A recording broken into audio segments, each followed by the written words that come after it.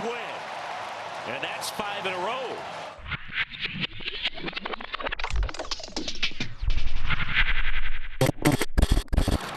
Racing towards second. Go! Here we go! And he's in! Oh, my! We got a cycle! Way! Home run! And Kyle Tucker! Pitch. Drilled left field. That one back. Gone! Home run! Seiya Suzuki. Back some more. Oh, it's gone! His second of the day. Opening day 2025 Cubs Padres. And that one is in there. Got him. Imanaga sensational. But there will be a huge ovation. Playing in his 1,000th career game, Ian Happ. Slice the other way towards the line. Ian Happ. Look out, baby. What a catch. Unbelievable. Boys are hot. Cubs have won 5 consecutive games. Sunday fun day here on the north side. Perfection coming from Wrigley Field. Fans bundled up.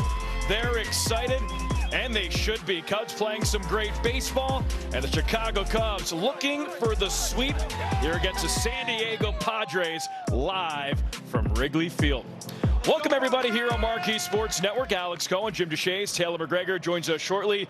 JD, a winning streak, 5 in a row. Cubs playing a really nice brand of baseball. Yeah, coming off that sweep against the A's out in Sacramento. They come home here, win the first 2 against the San Diego Padres. Let's take a look at the numbers, averaging 9 runs per game. The long ball has been a big part of it. 328, a batting average with runners in scoring position. The pitching has been really good. The starters with a 2.90 ERA. The bullpen has stepped it up as well. So 45-11 run differential. It's been impressive stuff. And the defense as well has been really good. So those are some really good numbers. One number we didn't talk about, walks. They're drawing a lot of them. Yeah, not the sexiest statistic, but it's a big part of what the Cubs do well. They work walks. They run a lot of deep counts. They have the lowest chase rate in the league. Just good, patient, grinding out at bats has been the MO for this team. So, yeah, that's a big part of it. Major League leading 58 walks.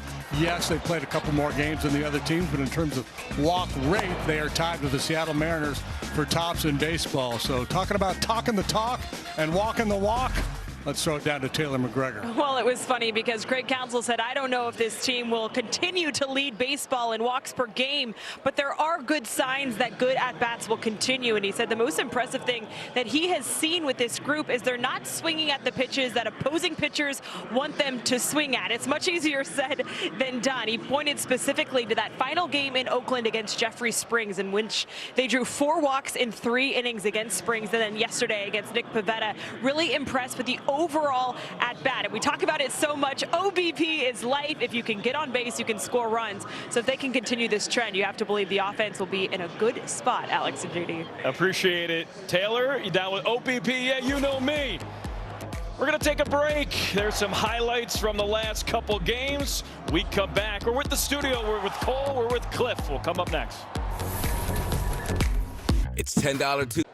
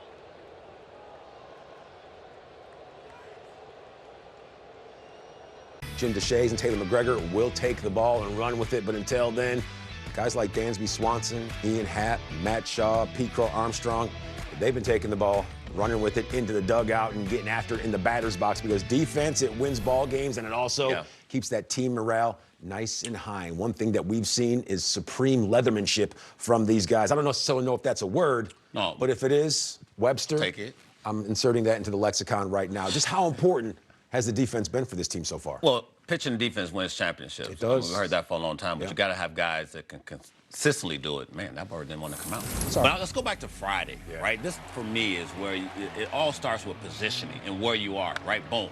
Off the bat of Xander Bogaerts. Look at the route that PCA takes, and then the protection of himself. We've seen Cody run into that wall early and hurt himself last year.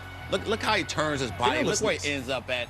He knows he's run out of room, you know, as far as the warning track in that wall. Makes a great catch. And then it's Friday. Desi makes an accurate throw to Amaya.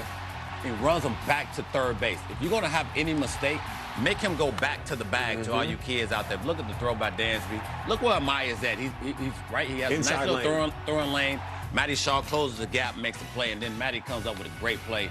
This is him in his preparation before the game, you know, and being able to transition to the game. Look at that pick, and then the accurate throw, get the heads up, accurate throw over there to JT over at first base, and then the catch almost, I don't want to say of the year, but it might be in you know, at some point. So far. Early entry. I mean, look at the head, look at the route. You make a slight adjustment at the end and make sure he catches the baseball. You see the real estate over there is very slim for Happer. So when you think about defensive run save, if you're into the analytics, it makes sense when we see our mascots out there on the board. But when you talk about saving runs, it allows the pitchers to pitch to contact and not worry about trying to strike out everybody. When you have goal out there on the field, when you have guys who can catch the baseball, we always talk about positioning, and that starts first. But these guys are not afraid to make mistakes. So if you're going to lay out, Happer's not afraid to lay out on that ball because he knows PCA is going to back him up. Sure. When you close in the gaps, when you have guys in the infield, whether you're a rookie or not, and Matt Shaw, Michael Bushman playing great defense over at first. So all this, as a group, is allowing them to be where they are in the standings because they're catching the baseball consistently every single day on the field. Without a doubt, and having Pete Crow Armstrong sandwiched in between a pair of Gold Glovers and Kyle Tucker and Ian Happ, all that shows is that there could be some gold on the horizon for the young center fielder. We'll see if he's able to make more plays like we saw on Friday. Oh, John, congratulations on the nuptials, by the way. You just got married a few days ago. Put on your Sunday clothes. That's right. But bring out your best because the Cubs, that's what they're going to do. They're going to put that best foot forward. Dansby Swanson, he's going to flash some leather and hopefully a little wood, too. Will it be knocking? We'll find out in just a little bit. Matt Shaw, he has his game face on, and so do these Cubs, going for 6 in a row and back-to-back series sweeps. You got to be here for it. First pitch right around the corner. Alex, JD, and T-Mac, they'll take care. Cliff and I will catch you when the dust settles.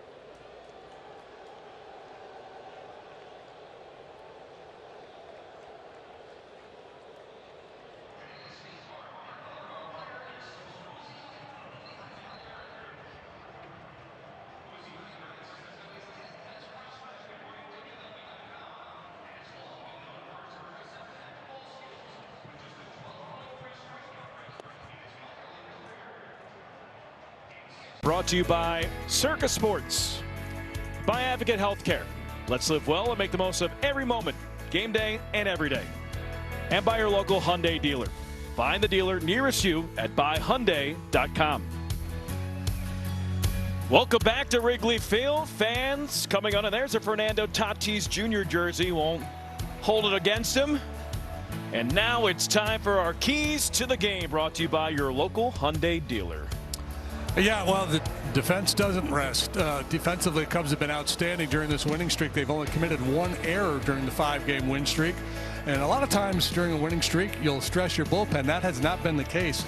Fresh arms out there in that bullpen as they try to complete the sweep this weekend. The leverage guys, high leverage guys, Presley and Hodge in particular, have only worked once since Tuesday. And new blood, this will be the Cubs' first look at this left-hander Kyle Hart, 32-year-old lefty, kind of a finesse-style pitcher. Maybe an advantage for him. The Cubs haven't seen him. Remains to be seen. We shall see, JD. Ben Brown on the mound for the Cubs. We have the starting lineups. We have the first pitch. All the fun coming up next.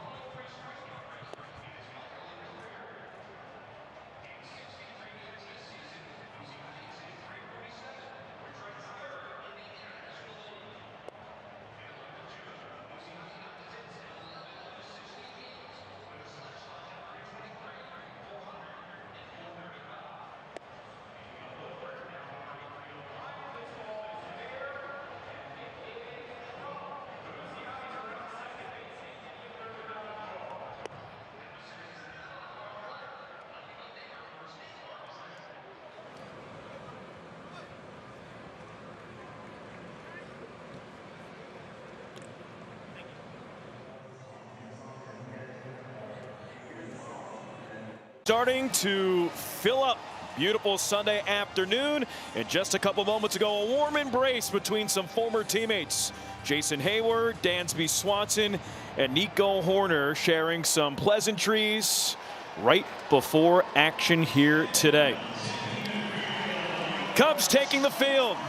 There's BB, hopefully throwing BBs. Ben Brown, first start at Wrigley Field this year. And for more on Ben Brown, JD, what do you got? Yeah, Brown made that one relief appearance in Tokyo against the Dodgers, then a start against the A's. He was on the mound in that 18-3 beatdown of the SAC A's. This is year number 2 for Ben in a Cub uniform, and solid stuff so far. 3.48 ERA and 9 career major league starts, and he gets a lot of swings and misses, especially on that nasty curveball that he features. It's a heater. It'll top out around 97, maybe 98 miles per hour, sit comfortably at 95. A good, hard, sharp curveball. And the lefties will occasionally see a changeup, but primarily fastball, curveball from the 25-year-old right-hander.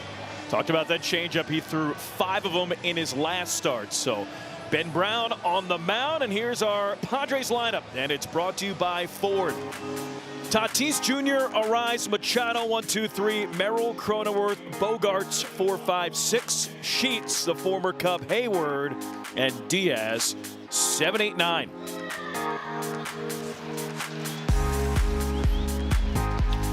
Cubs defensively this afternoon on this bright sunny day at Wrigley. It's Happ who made a spectacular play in the ball game yesterday. He's got Pete Crow Armstrong next to him in center. Kyle Tucker, a Gold Glove Award winner, is in right. Around the horn, Justin Turner will play first today for Michael Busch. Nico Horner and Dansby Swanson up the middle. Matt Shaw, the rookie, at third, and Carson Kelly back-to-back starting assignments. He's behind the plate this afternoon. A lot of gold in that outfield. Ian Happ, game number 1,000 yesterday, and maybe catch number 1 in a Cubs uniform. It was spectacular.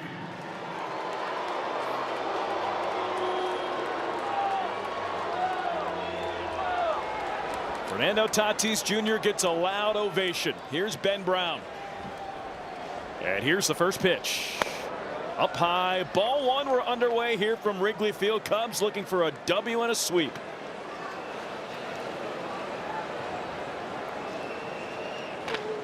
One-0.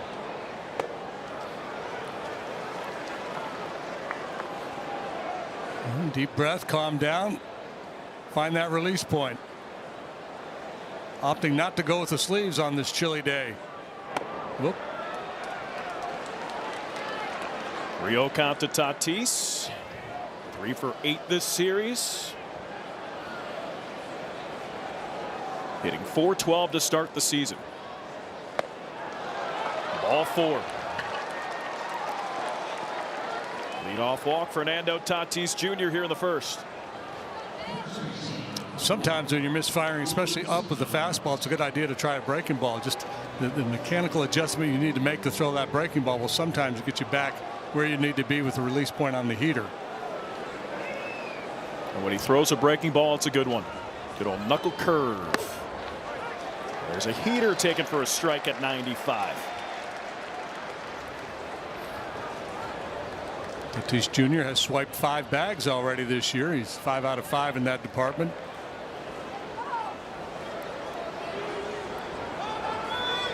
Oh, 1. Bunt. Shaw picks it up. Nowhere to go. A walk and a bunt single brings runners at first and second here in the first with nobody out. You watch Luis Arise play and you feel like you're watching baseball from the 60s or 70s. He's a singles hitter who sprays the ball around the diamond. He can drop that bunt down for a base hit. He's not going to slug. He doesn't take walks. He's won 3 consecutive batting titles. Doesn't take walks. He doesn't strike out.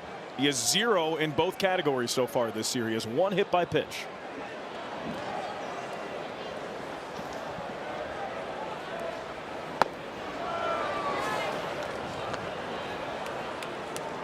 Looked like a changeup.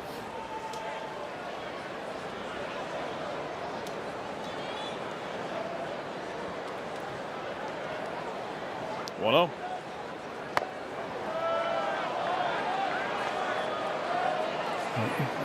Fastball command a little spotty right now. Starting pitchers oftentimes most vulnerable in that first inning before they get locked in. An early crisis point here for Ben.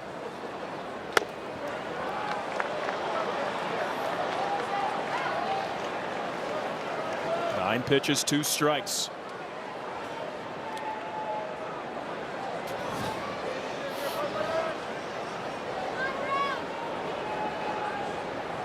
3-0.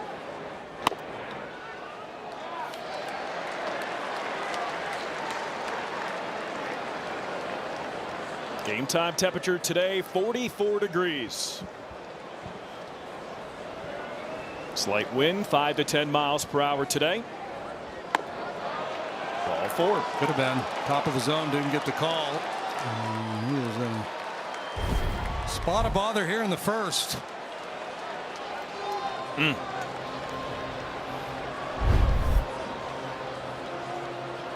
if Tommy Hotovy can work his magic here and dial up a double play ball. So Ben Brown, one other start against the Padres, came back about a year ago, April 9th in San Diego. 4 2/3 innings, 3 hits, no runs, 5 Ks, 1 walk. He had a couple free passes against the Athletics in Sacramento, and now 2 free passes here in the first inning so far today. Just about limiting the damage now. I mean, I'd love to get out of this allowing just the 1 run and see if he can pull that off.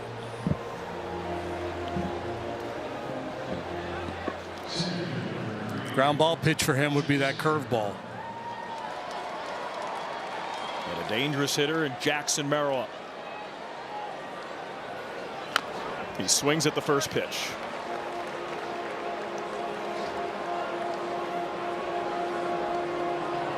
"21 years old with a heavier wallet now after that contract extension. Swing and a miss.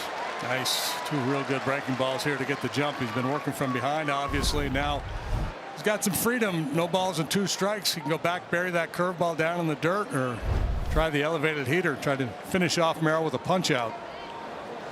0-2. Caught on a miss, strike 3. He went with the plan A, the curveball in the dirt. Really well done. Back to back curveballs. A little bit lower than the next, and the chase curveball gets the job done.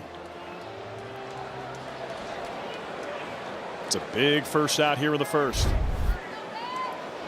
Another lefty and Jake Cronenworth up.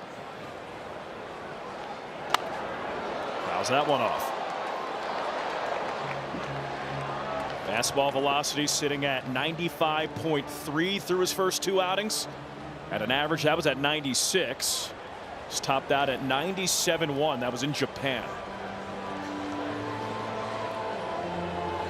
That outing at the Tokyo Dome through 2 2/3 innings, and he got 14 swings and misses. Needs some of those here in the first. Got 1 from Merrill. This is high.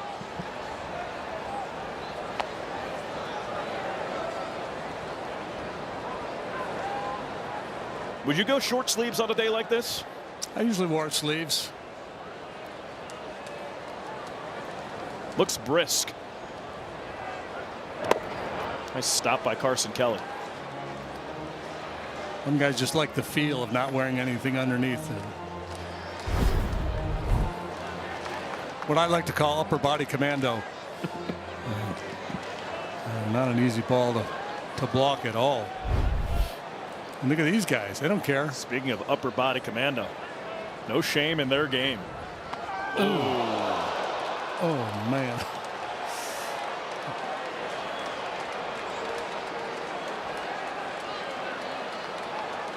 He might have cracked a rib. I mean, he got dotted. Right at 94. Ouch. Fernando Tatis Jr. scores. It's 1-0 Padres, but obvious concern for Jake Cronenworth.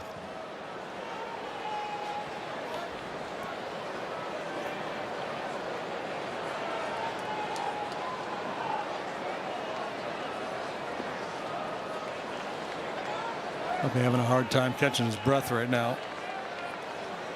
It's a painful way to drive in a run. And again, the fastball command for Ben just not there right now. See, Kelly's kind of sliding to the outer third, and he just pulls that pitch. You heard it.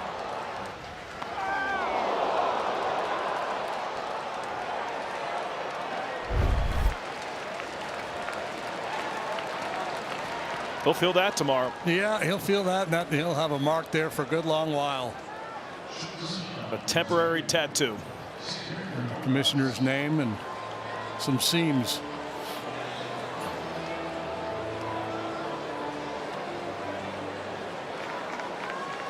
So Cronenworth on first, credited with an RBI, a painful one. 1-0 Padres lead, and it's Xander Bogaerts.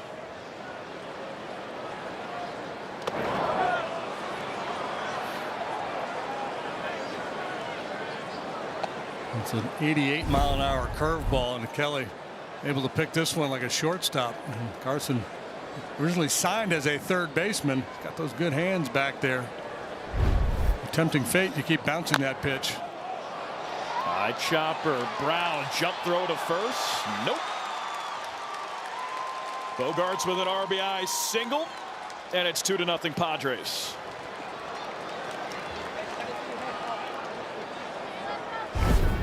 Padres have 2 runs. They have not hit the ball past the pitcher yet.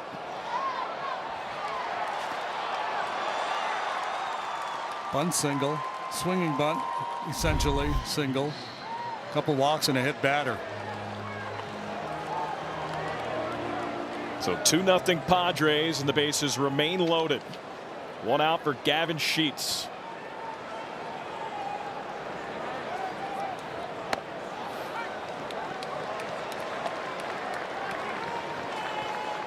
Sheets, the former White Sox, off to a good start. 8 games, hitting .381. .619 slugging percentage. He'll get at bats against right-handed pitching. Jones that one foul. Primarily as the DH. Jason Hayward is on deck. Same story for Jay Hay. He'll play left field quite often against right-handed pitching.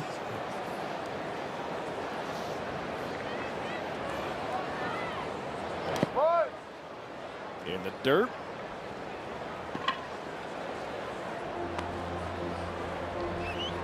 Normally throws his curveball at 85, 86 miles per hour, and it's more 88 to 89.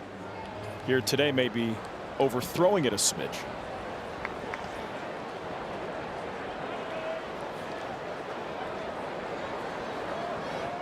Swing and a miss. The stuff is fine today, that's for sure. I mean, lively heater there at 97. And we've seen the action on the curveball. It's electric, and the command is off.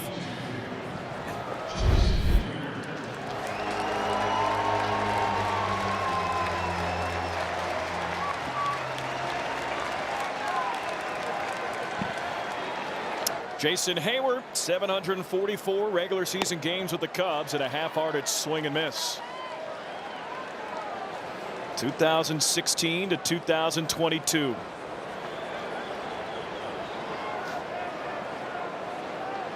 Always remember 2016 with Hayward. And another strike.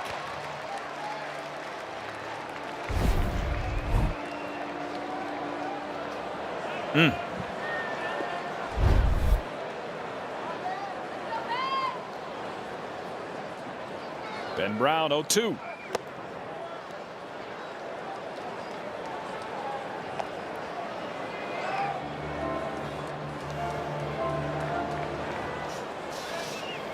So his bases loaded, nobody out. Padres have scored 2. They have the bases loaded with 2 outs. 1-2.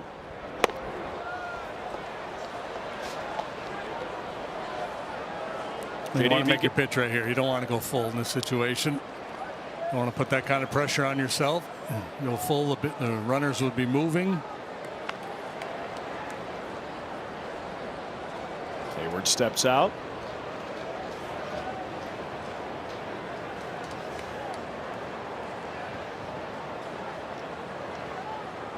Two. Kind of was sitting on that breaking pitch there.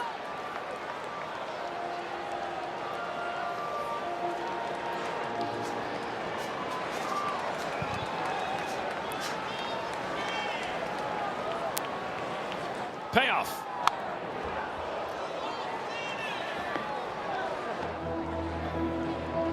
All the runners in motion and nowhere to put Jason Hayward.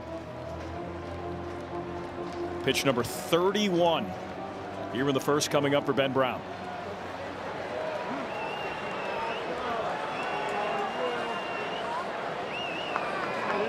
Three-two. Ball forward. Got the jump on him and couldn't finish him off.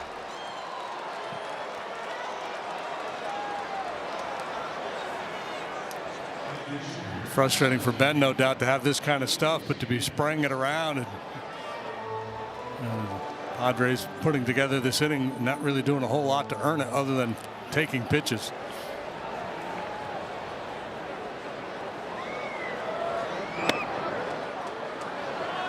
Diaz takes the ball. So it was walk, bunt single, walk, strikeout, hit by pitch, swinging bunt single, strikeout, walk.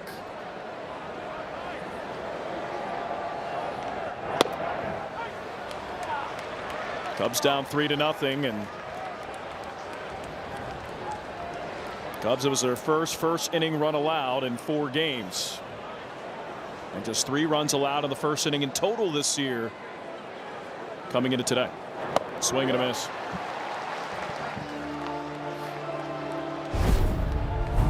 Again, the action on the pitches is so good here today that if he can get through this inning and settle in a little bit, he still has the potential to get through 5, maybe even 6 innings, but he's going to have to obviously become much more efficient.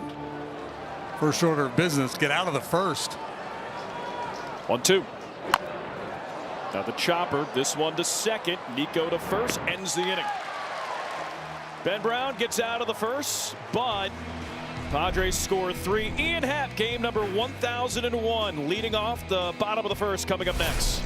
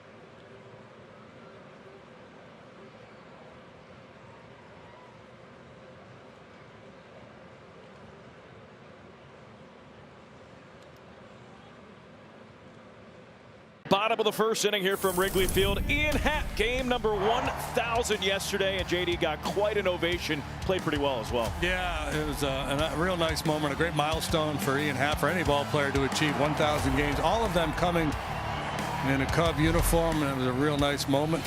Himself a knock, a walk, and made a spectacular play out in left field. Say game number 1000, but catch number 1 might be his highlight out there for a player in left field who has 3 Gold Gloves. Must be nice.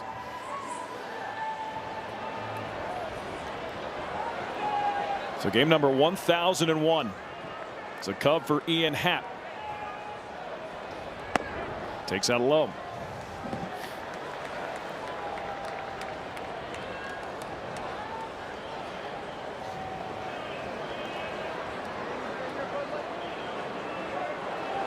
One-oh.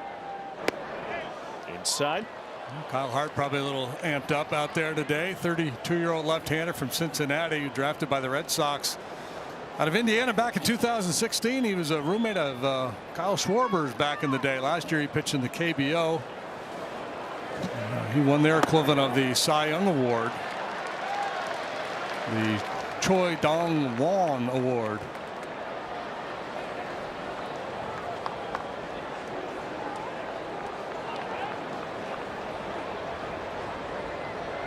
3-0. It's a handful of games of major league experience for Hart. And there's what they did in Korea last year. 2.69 ERA, a bunch of strikeouts, and only 38 walks. Inside, ball 4, and it's a leadoff walk. And for more on Ian Happ, let's send it down to Taylor McGregor. It was a special day for Ian Happ yesterday, Alex. And at the end of the game, the Cubs gave him a pretty special jersey. Commemorating the 1,000th game of his career, his teammates signed this jersey. And we talked about it a lot yesterday. It's not only special to achieve playing 1,000 games in the major leagues, but to do it with one team is awesome. And Ian just knows what it means to be a Cub, and Craig Counsell said it best. He's so proud to be a Chicago Cub, and that's what Craig really enjoys about Ian doing this milestone in a Cub uniform. A lot of pride there from the manager and from the player as well. I mean, you could tell meant and means a lot to him. Hart, like Brown, having his issues finding the strike zone. A lot of pulls with that fastball. They tried the changeup, and that didn't work either. Hard 4-pitch sequence. Fastball, sweeper, changeup, and a slider.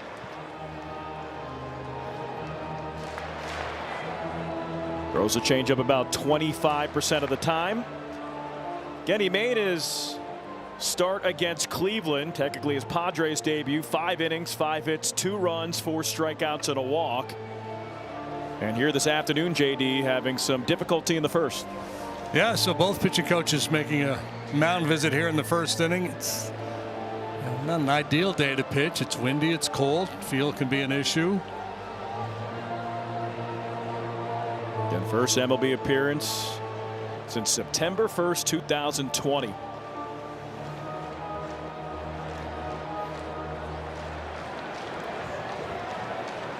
For the Boston Red Sox and KBO, as Jim Deshaies said. And now with the Padres. 2-0.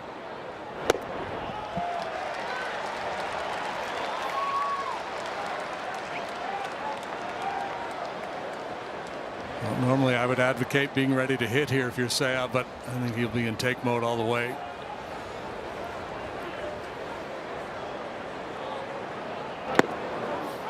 Takes a strike at the knees.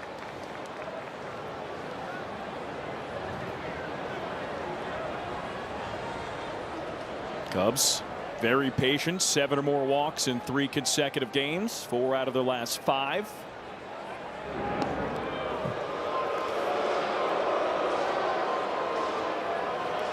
Crowd didn't like the throw over. Generally they do not. They do not care for that. I don't think Happ will be going anywhere. Why take a risk on the bases when there's a good chance you might work a walk here?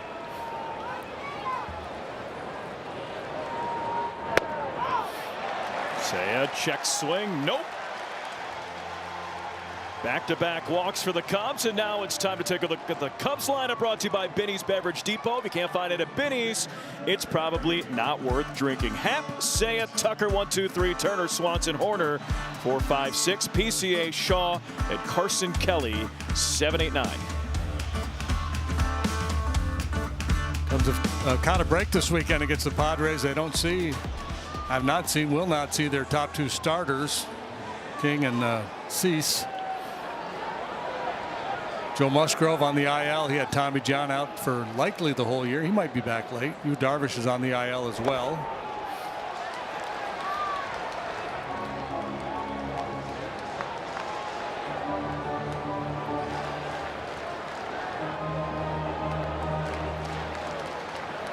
Tucker.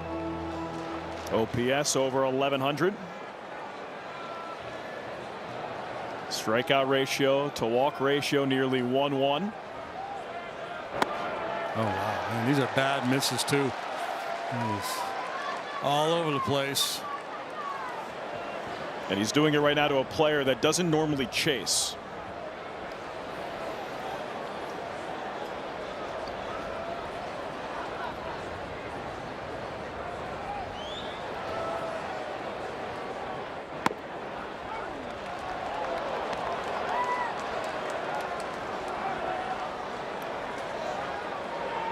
Tucker, 2 walks in the home opener, 1 for 4 yesterday.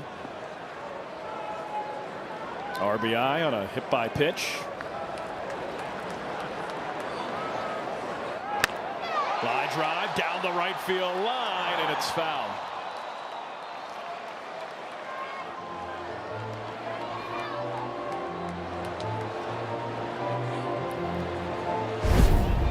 Out in front of the slider a little bit. Off the bat, it looked promising. Maybe an extra base hit in the corner. Hang in there. That's a way to handle that rebound. Play the carom.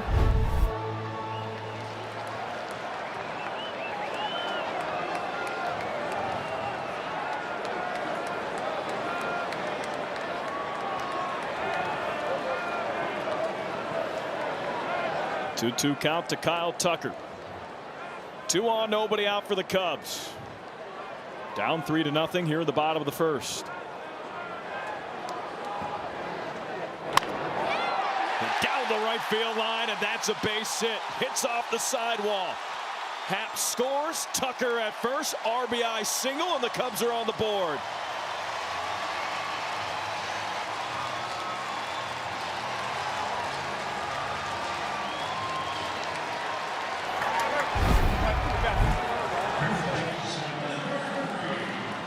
Comes right back with that breaking ball. This time it stays up about belt high, and Tucker rifles it down the first baseline.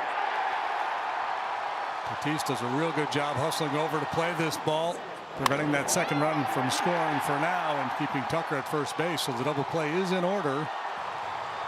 And the Padres would gladly trade 2 outs for a run here.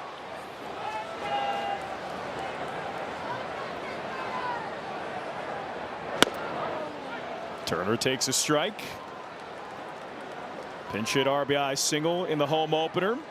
3 for 11 so far this season. Small sample size, hitting .273 and getting the start against the southpaw.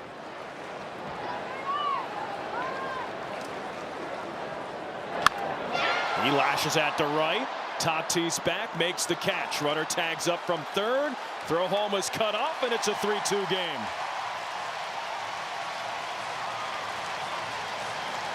Nicely done, Justin Turner. A sac fly here with the first.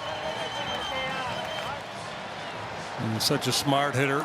In 17 years in the league, you're going to figure some things out, and he knows they're looking for a ground ball here. So keeping the hands in and looking to hit the ball the other way, you're much more likely to hit the ball in the air with that approach.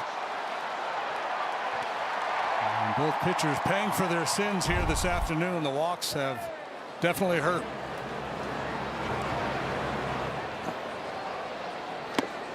Swanson takes it outside.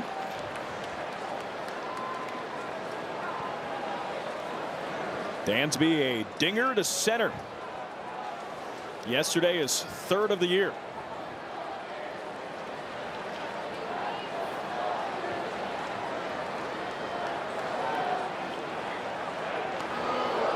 Yeah, and the weather here at Wrigley's been cold with the wind blowing in, so it has not been home run friendly, but Dansby got into one yesterday. 3rd long ball of the year. He's been using that torpedo bat, and seems to be working.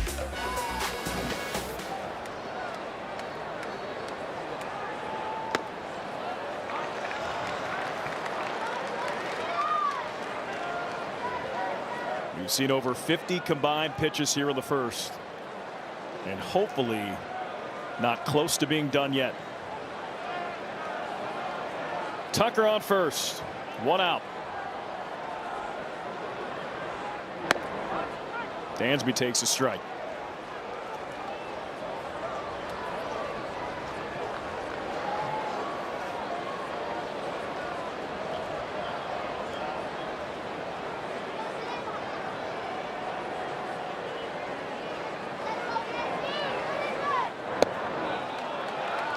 Ball 3.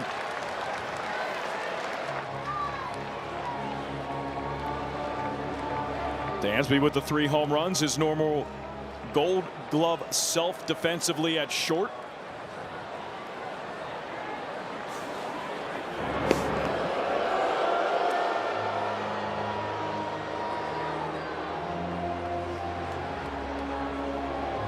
Hard, a big guy, 6'5", 200 pounds.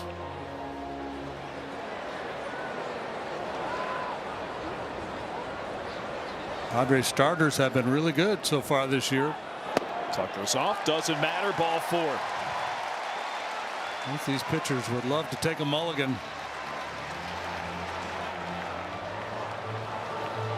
Third walk for Kyle Hart. First and second, one out, and here's Nico Horner. And it's not like Mark Wagner, the home plate umpire, has been squeezing these guys. There's just been a lot of bad misses. Non-competitive pitches.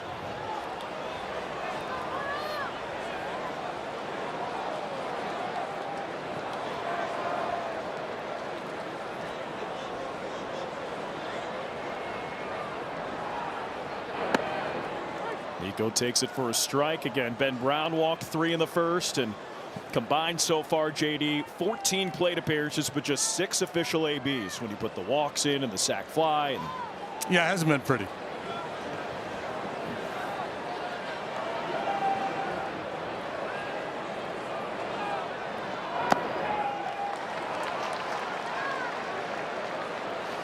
And a lot of times if a pitcher early in the game can establish first pitch strikes, he'll get hitters into swing mode and they'll start to expand their zone to chase some pitches. But when you're constantly ball 1, ball 2, that's not going to happen for you.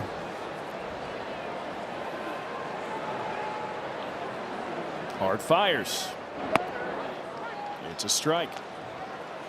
Padres came in here with a team ERA of 2.28, third best in Major League Baseball. Their starters had a 2.86 ERA, and the bullpen 1.54, second best in the big leagues. 1-2. Flare foul. Well, the Padres started 7-0. They lose game 1 of this series 3-1. And the only time they allow 4 more runs in a game this year was yesterday, and they lose 7-1.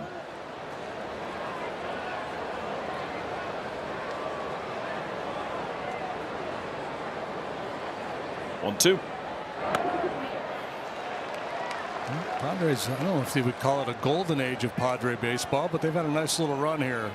3 times to the postseason since 2020. 93 win season last year. They lost in the division series to the Dodgers. That's their biggest problem, is they're in the same division as the Dodgers. Foul ball from Nico. And you look at their nucleus: Manny Machado, Xander Bogaerts, Fernando Tatis Jr.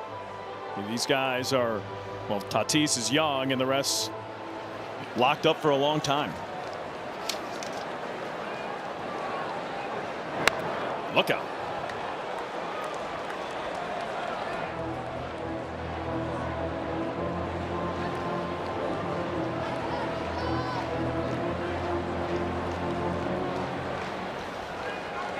Pitch number 8 between Kyle Hart and Nico Horner. 2-2.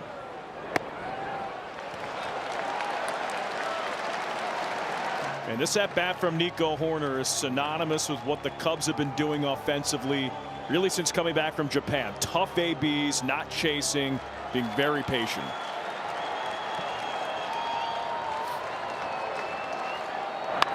Nico deep down the left field line. It's hooking foul, and it goes out of play.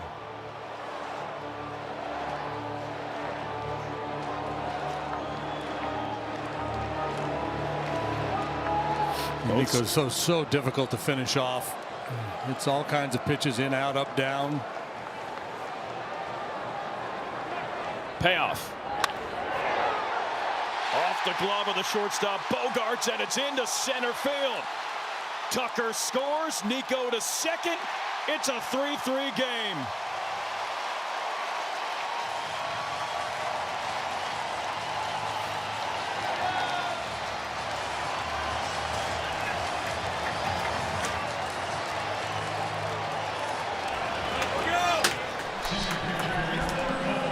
Still just 1 out in the inning. It'll be an off the glove double for Nico Horner. Tough to play defense when you've been standing around out there as long as these infielders have. Good try. Hang with him, and good base running by Nico. He sees a vacant second base and takes advantage. He squares and bunts it foul over the screen. You know who might be the happiest player in the Cubs dugout, Jim DeShays? Yeah, I do know that. Yeah, young right-hander. Mr. Ben Brown's got new life, starting from scratch now, and maybe taking and likely taking the mound in the second inning with a lead.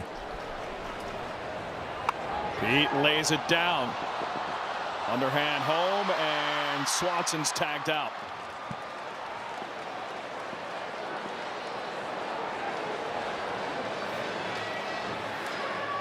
All right, Taylor McGregor, what's up? Speaking of Ben Brown here in the dugout, just moments ago, Ian Happ showing his veteran leadership, looking at him going up to Ben Brown.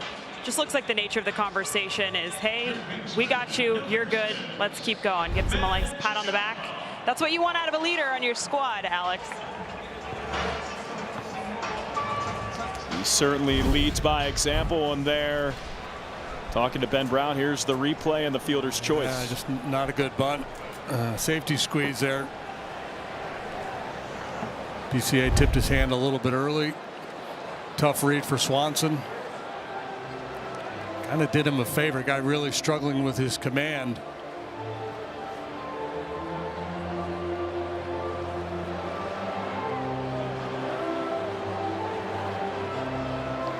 Both starting pitchers over 30 pitches in the first. Padres scored 3. Cubs so far have scored 3. First and third, 2 outs for Matt Shaw.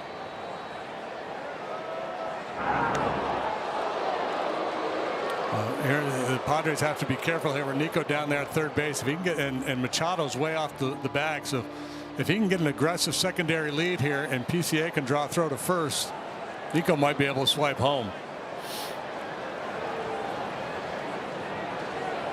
Pete, a couple stolen bases this year. Throw back to first, and Pete gets to second. They just want to, they weren't going to risk that throw with Horner at third base with PCA speed. Becomes a risk versus reward kind of play. Do we have a real shot at him at second? Or am I risking a throw that might allow Horner to come home? And Rice has to take a moment to check Nico, and by the time he looks at second base, PCA's into his dive. That right there is the lesser of 2 evils.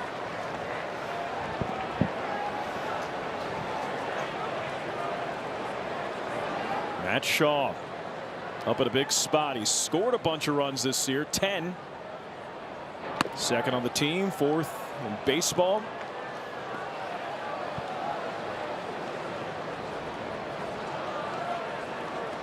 Shaw base hit and a run scored yesterday.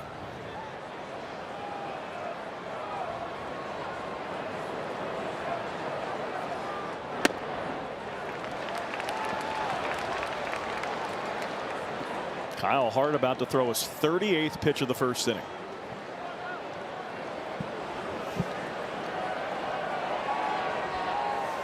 We're on track for a 4-hour game. Settle in, everybody.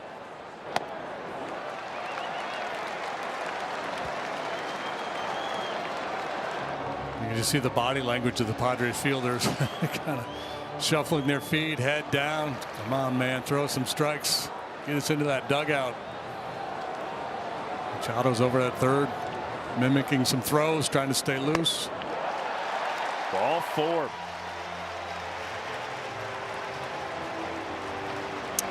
Fourth walk of the inning, and Taylor McGregor, what do you have on Kyle Hart? It's an interesting path that he had. He made his major league debut in 2020 when there were no fans in the stands. Spent 21, 22, and 23 in the minor leagues before going to the KBO League last year, and looks like he's coming out of the ball game. But his last start was the first one he had ever pitched with fans in the big leagues, so he felt like his debut came his last start, and he's getting a real taste of the big leagues today, Alex. Welcome to Wrigley Field, Kyle Hart. 39 pitches and comes out after 2/3 of an inning. 3-3, bases loaded, bottom one. We'll take a break.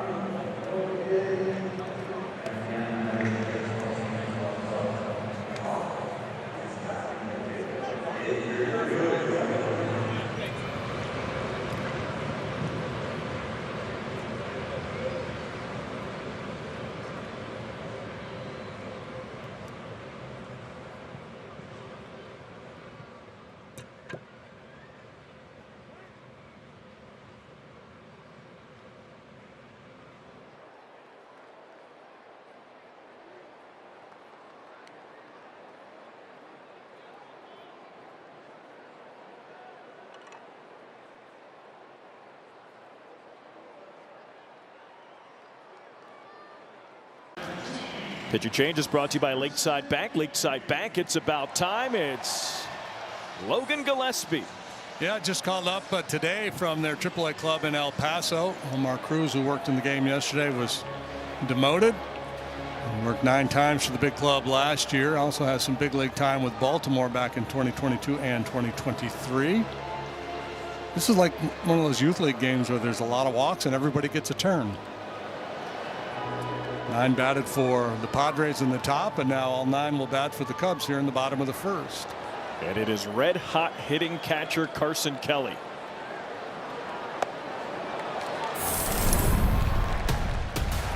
Yeah, Carson Kelly, who hit for the cycle earlier in the week, continues to swing a hot bat. 3-run jack yesterday. Really opened things up for the Cubs.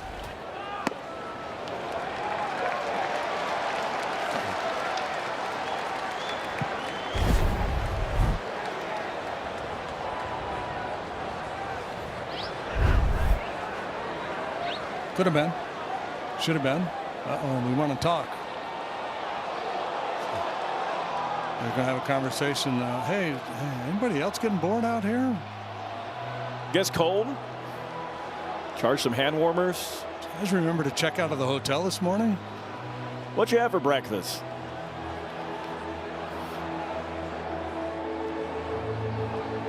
Something with the count, maybe?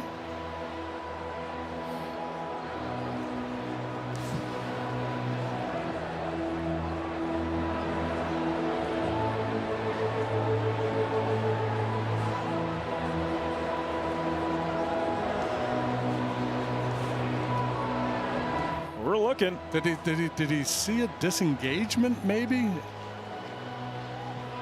It's Nate Tomlinson, the third base umpire, that called this confab, and we're going to look here. That's why he's got his head kind of looking. Something's piqued his curiosity. Well, this is certainly not helping our pace of play initiative.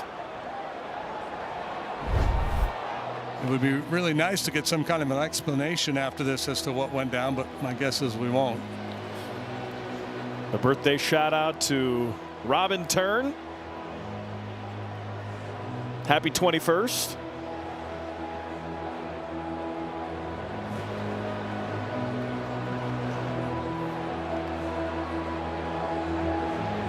Yeah, we're still in the bottom of the first.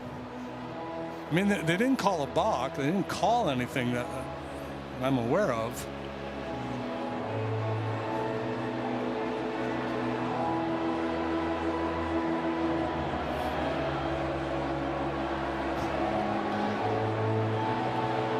Maybe he did.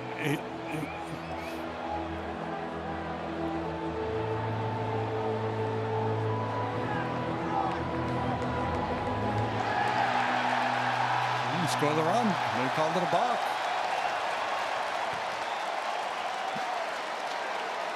4-3 Cubs lead. The pitcher has been charged with a balk for stopping in the windup.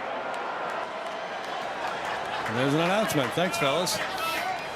Okay, let's take another look here. It says he came to.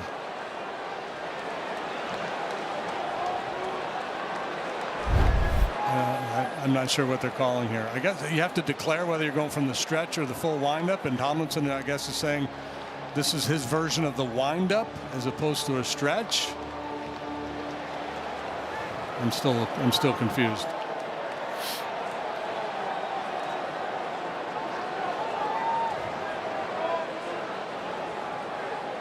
Well, this is fun.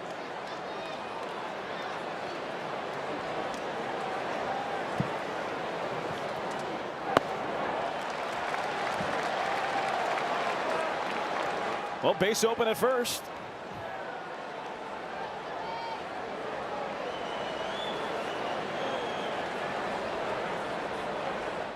Swing and a miss.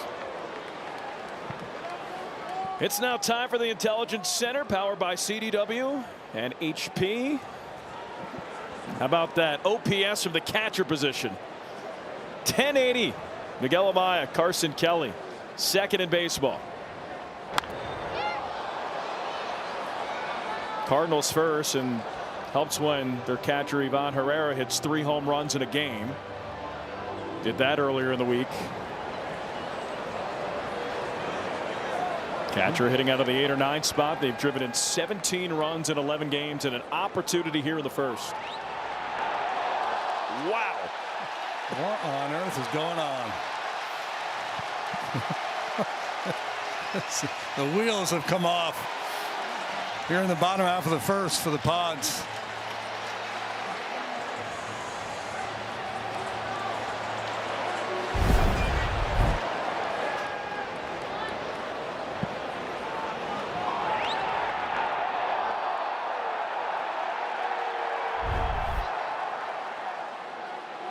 From El Paso to a lonely bottom of the first inning here at Wrigley Field for Logan Gillespie.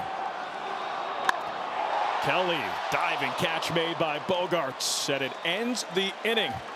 Well, that was fun. Cubs score 5. They were down 3-0. They now lead 5-3 as we go to the second.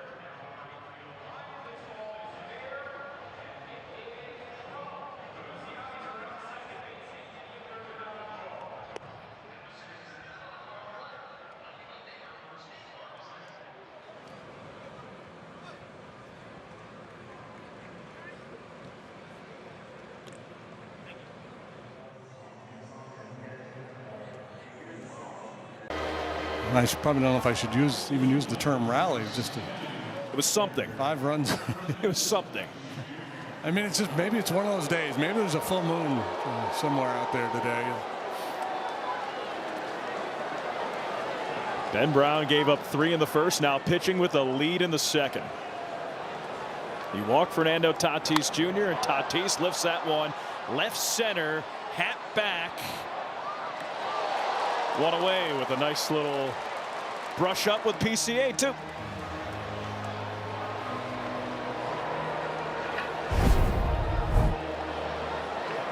Noisy out there in the outfield. Both guys calling. Nobody yielding. No harm. We'll talk about it later.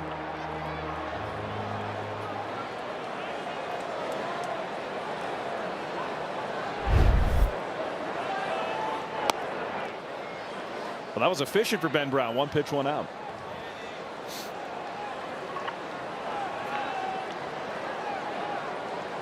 Luis Arraez. JD Luis Arraez has not drawn a walk, has not struck out to start the season, and it's not even the longest streak without a walk and a strikeout in baseball right now, which is shocking. That goes to Jacob Wilson, or did before yesterday.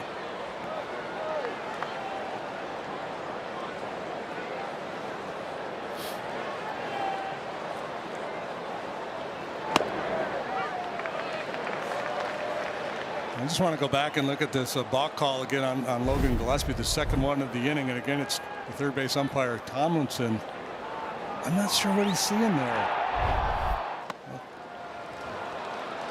That's, clearly, something, and he talked about him after the first one, but I'm not sure. I'd love to hear his explanation.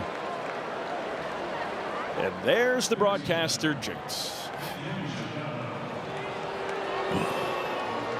Luis Arraez doesn't walk. He doesn't strike out. Well, 5-pitch walk. You knew it. You knew it. There's a strike. We saw the early move by the Padres to their bullpen. If Ben doesn't settle in and start to find the strike zone more consistently, the same story is going to apply for the Cubs.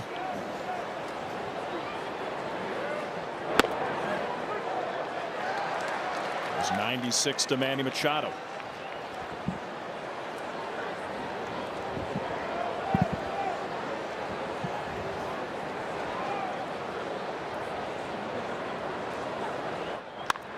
And he lines it to left. Happ dives and he makes the catch. Not quite like yesterday, but Ian Happ, a nice snag. Yeah, tough read, ball hit right at him on the line. Now what's going on? We got chaos on the base pass, and we just doubled off the runner.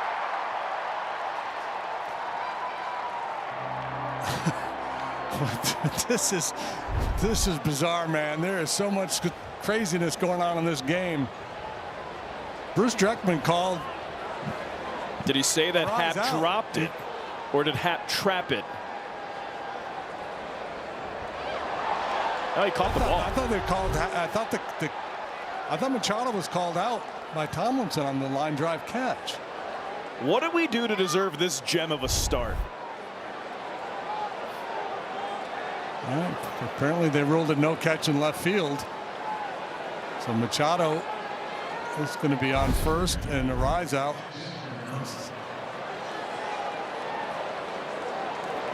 Okay, that's a catch. Yeah, Machado should be out.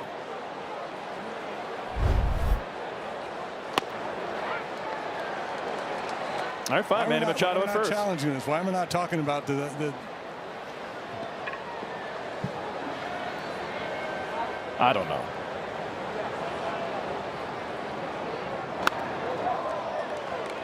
What we do know: 2 out in the second inning.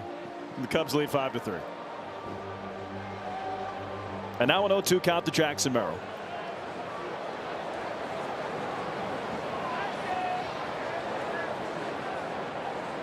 And now a strikeout to Jackson Merrill. Ben Brown with the scoreless second. 5-3 Cubs lead.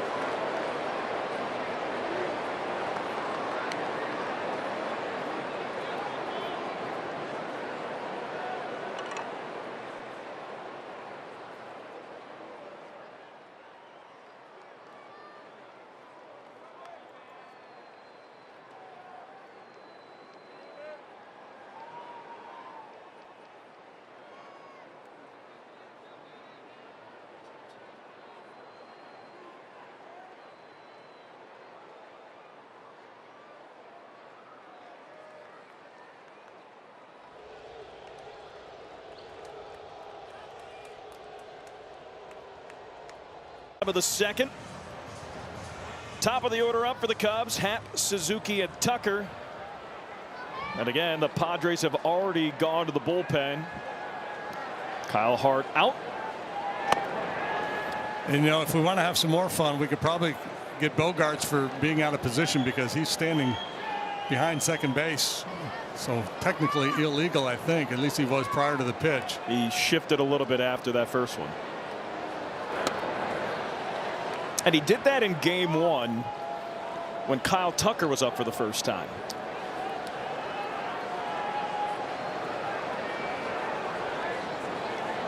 Half of the walk and a run scored. Bogarts and Shane Liebensbarger having a conversation after every pitch. They're trying to sort out what's been going on in this game. Maybe the balk call. Maybe.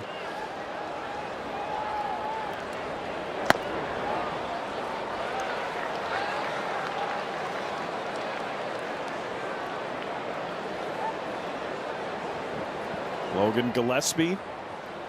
Fastball sits 93 to 95. Knapp takes a strike.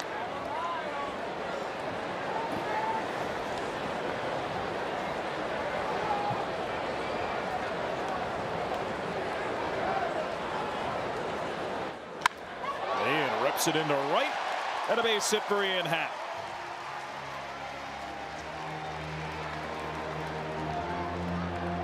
Well, let's try to unpack some of what we just saw there in the top half of the inning. The line drive off the bat of Machado was caught by Happ. And then at some point it was determined not to be a catch. Machado says to Arise, you got to go, man, because I'm safe. Arise is ultimately tagged out. And from the Cubs' point of view, I guess no need to challenge, because if they review this, call Machado out, they probably just return Arise to first base. So essentially they're just trading base runners, Machado for Arise. Say into center. Merrill, long run. One away. Never felt more compelled to pay attention to a baseball game than I do right now. My goodness. We're only in the second inning. Craziness going on. What happened? How did that happen? Oh, that was a balk. Oh, that was a balk. That was a catch. That wasn't a catch.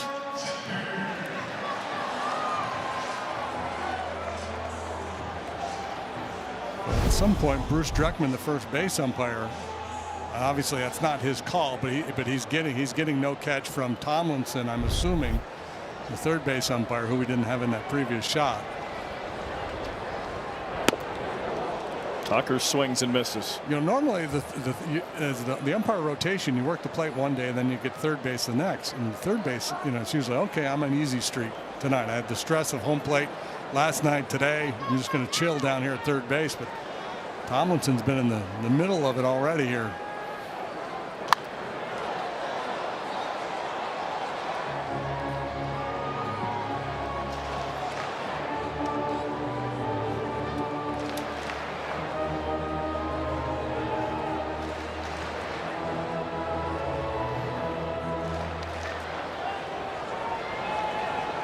No balls, 2 strikes to Kyle Tucker. In the air, right field, way back, it is gone!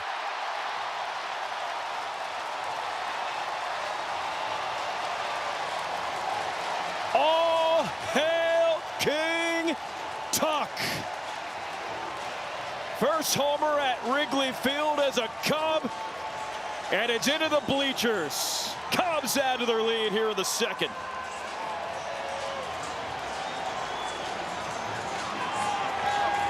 That's homer number 5 for Kyle Tucker. He had homered in 4 consecutive games.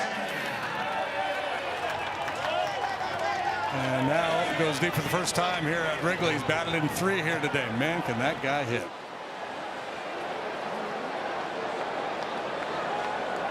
Your official welcome to the city of Chicago moment for Kyle Tucker. Birds fly, fish swim. Kyle Tucker hits. Ooh.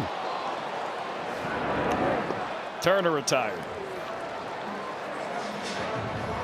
Home run replay is brought to you by Toyota, official vehicle of the Chicago Cubs. Trying to beat him with a high fastball, and Tucker would have none of it. Levels out the swing.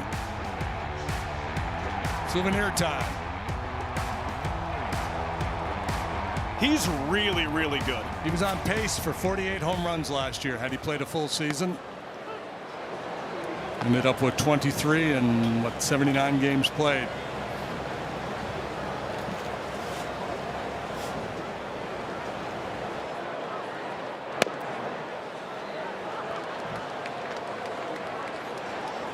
2 hits today with a homer and an RBI single. And we are in the 2nd inning.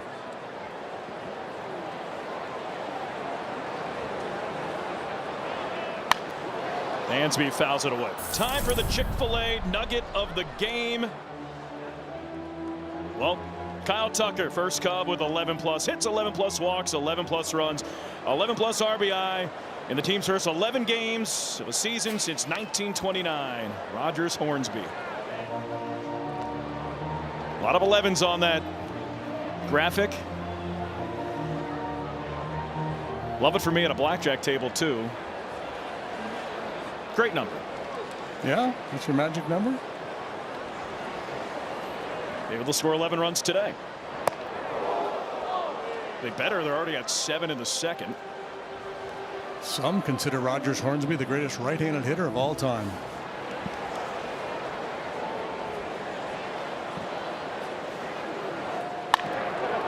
Dansby to short. Throw to first. And retires Dansby. But Kyle Tucker, first home run at Wrigley Field as a Cub. And it gives the Cubs a 7-3 lead as we go to the 3rd.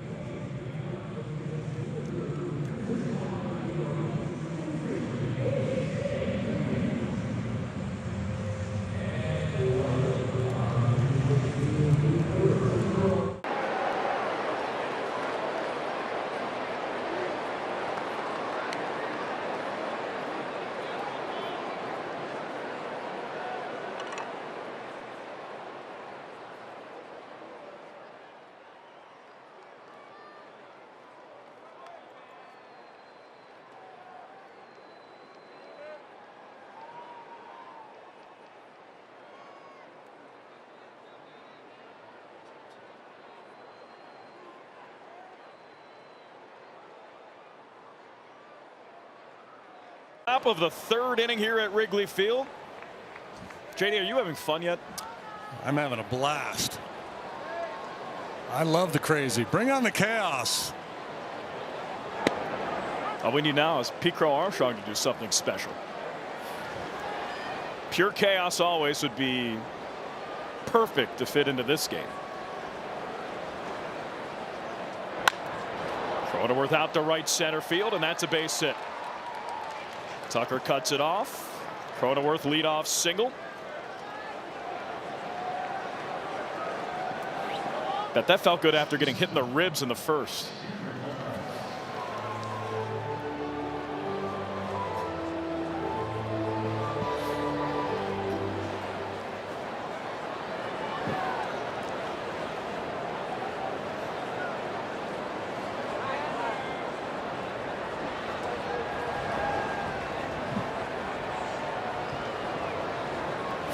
Ben Brown trying to settle down. Scoreless 2nd after a 30+ pitch first.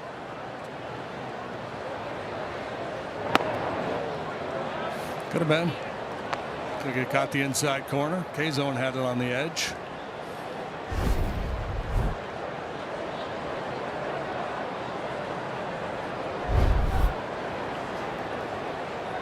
Ooh. And flying open a little bit. You see Kelly setting that target kind of middle, maybe a little bit towards the outside. Front shoulder leaking a little bit on Ben, and that'll cause that fastball to run to the arm side a little bit.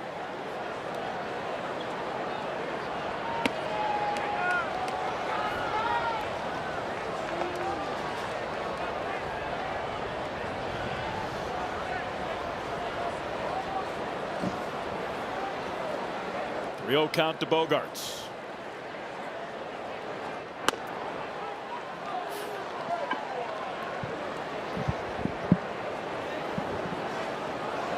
Cubs trail 3-0, and then 7 unanswered. Kyle Tucker, big part of it.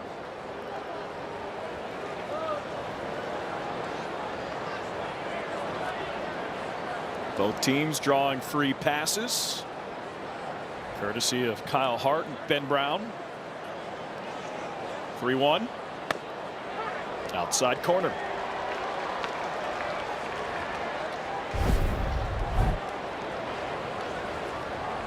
Stayed through that one better, stayed closed.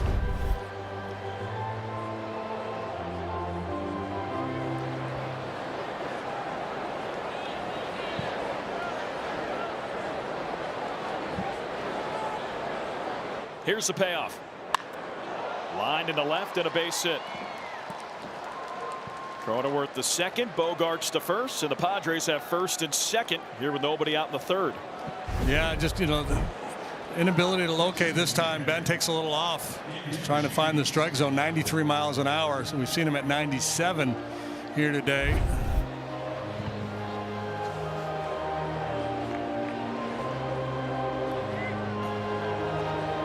One more base runner and we'll see the Cubs bullpen active.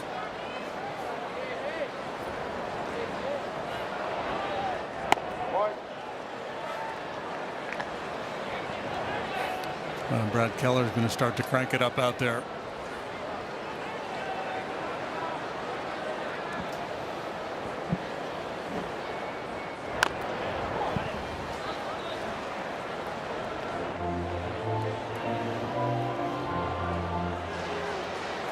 Gavin Sheets. The golf analogy to what Ben's going through today would be, man, I was crushing it on the range. Get out there on the mound and just. Oh man, that's every time I hit the golf course. It around, you know. It was killing my driver. It felt good. And then shank your first 3-iron. And then it starts to get in your head a little bit. I was rolling it nice on the practice putting green. Miss a 3-footer on the first hole. That's familiar.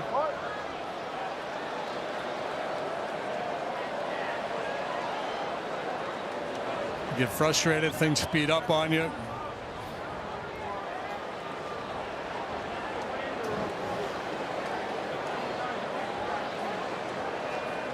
Two-two. Popped up towards third. Shaw runs out of room.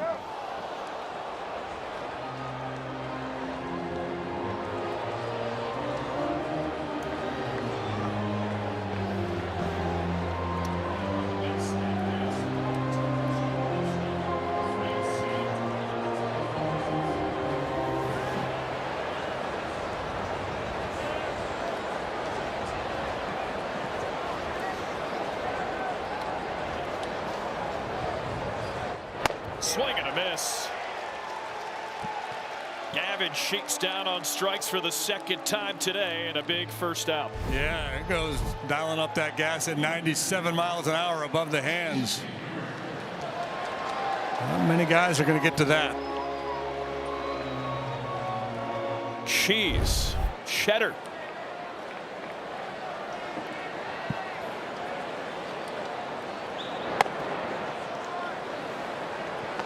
Ben Brown has struck out Jackson Merrill twice and Gavin Sheets twice.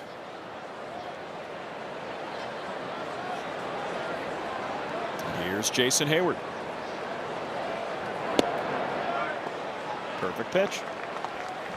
Jason hits the ball on the ground a lot. You can get him to roll over that curveball to Nico, get your double play.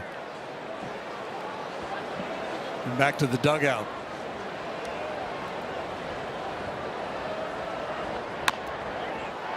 Hit to second. Nico to first, and it gets Jason. That is ground ball, just not sharply in enough to do anything with it, but go to first base.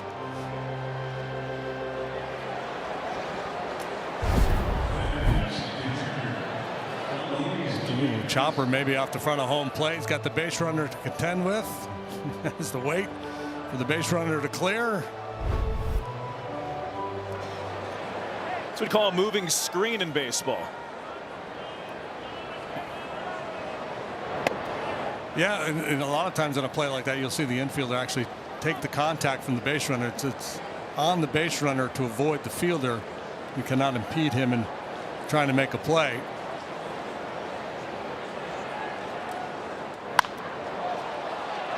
Pop up. Turner. Third out. Ben Brown scoreless third. It's 7-3 Cubs.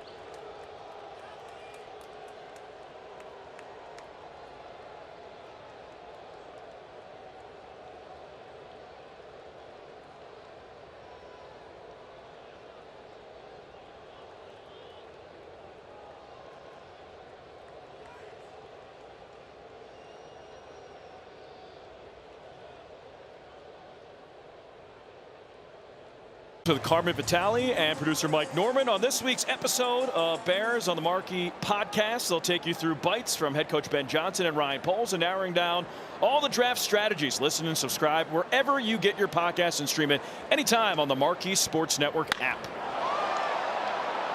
Nico out to center. One pitch, one out here in the third.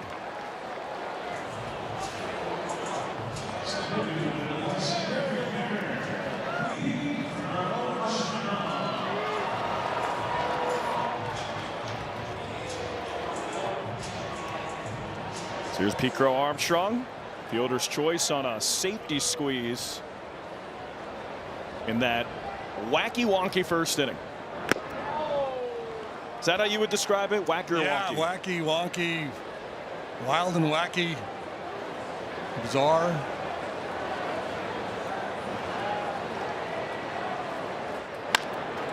Crowder to first, a rise, 2 away.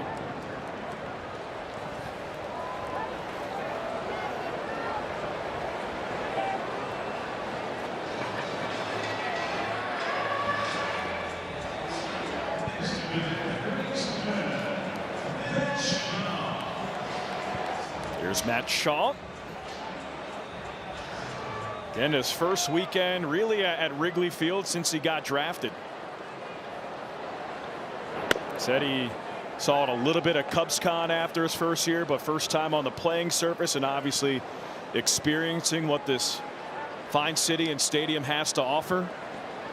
He's loved it. Wife in town, family in town. Getting a nice spring chill.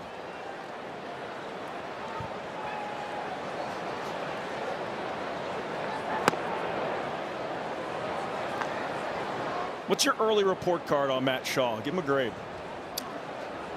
Incomplete. Okay. Too small of a sample to really draw any conclusions. He's shown the ability to work a walk. He'd done that in his time in the minor leagues. You know, I had a lot of incompletes on my report card too. Know the feeling.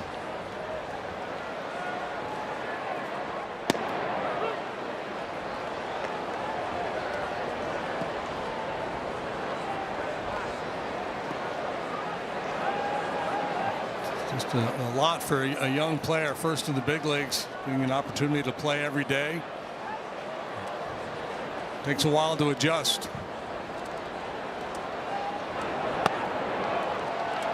And he works his second walk of the afternoon.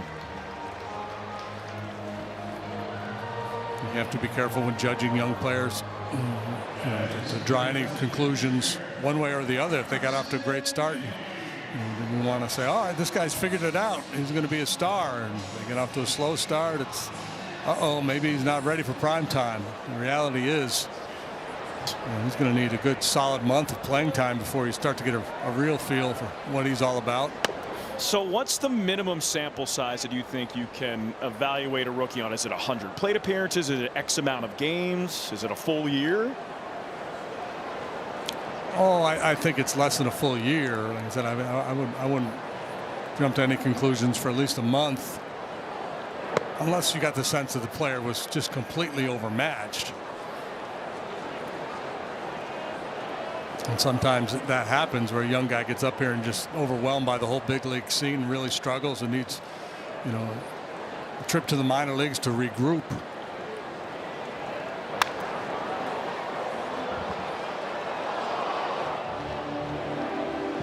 Matt, right now, he's been in the 8-hole. They're not putting a lot of pressure on him in the sense that he's got to carry the freight as a run producer. You just want him to go out and play steady third base and contribute as much as he can and get comfortable up here. I think way back to my playing days, and remember a couple guys being called up and just lit it up for a week or two, and this guy's going to be a star. And that guy didn't turn out to be a star. Conversely, other guys came up and really struggled, and you thought, well, maybe not. And then they ended up being a star. Later, they're good, good everyday player in the big leagues. Inside corner, it's a called third strike. Scoreless third here for the Cubs, but 7-3 Cubs lead. Let's go to the fourth.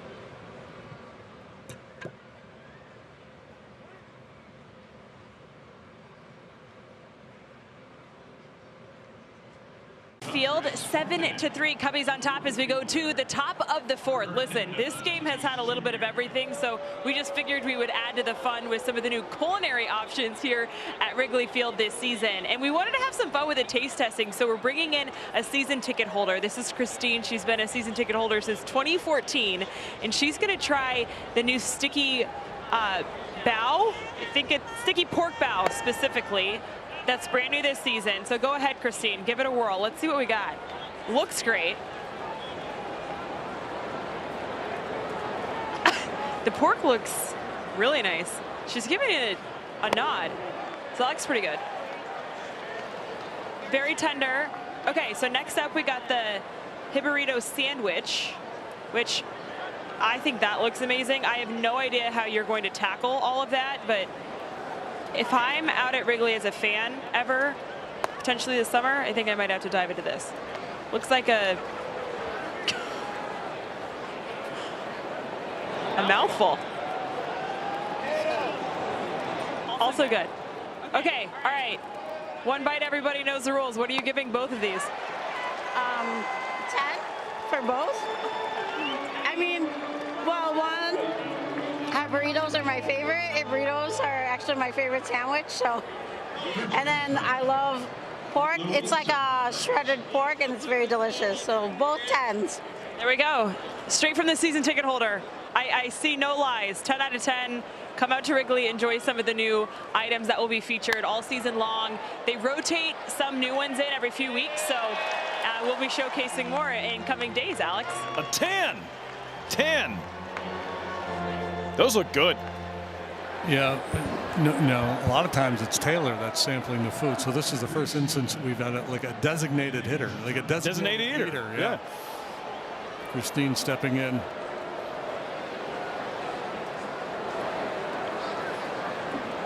You ever had a jibarito? I don't know that I've ever had a jibarito. Manny Machado with the single. So I can't wait to try this one. I've had one. It's called Jibarito y Mas. It's in Humboldt Park, and we're 1 for 1 with that. It was delicious, so I can't wait to be 2 for 2. What makes a jibarito? Because the plantains? The plantains are the buns.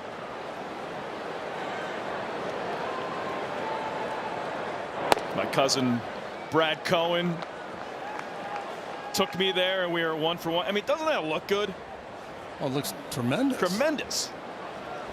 I mean, anything with garlic butters. Going to move to the top of the class. Arrow out to center field. PCA back at the track. It's gone.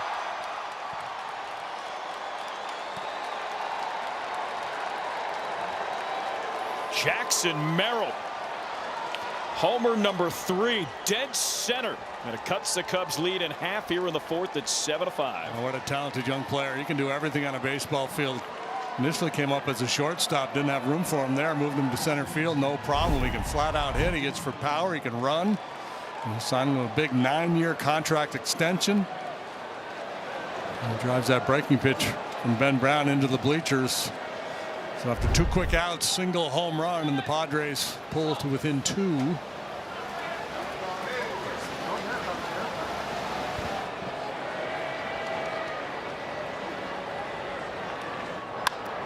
Cronenworth down the third base line, and that's a base hit. Picked up by Happ. Fires to second and holds Jake Cronenworth at first with a single.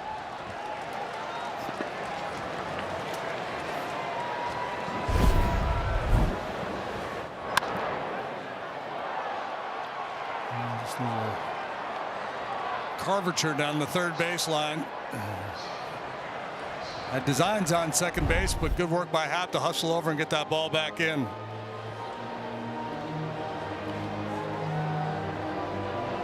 It's Caleb Thielbar that's up in the Cubs bullpen now as Tommy Hotovy makes his way out.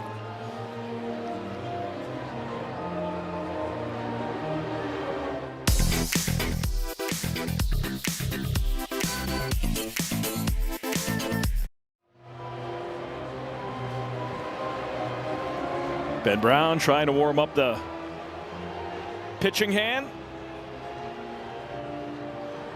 Look at his total pitches by inning. 35 pitch first inning, not necessarily economical. 12 in the second, 19 in the third, and 9 so far here in the 4th.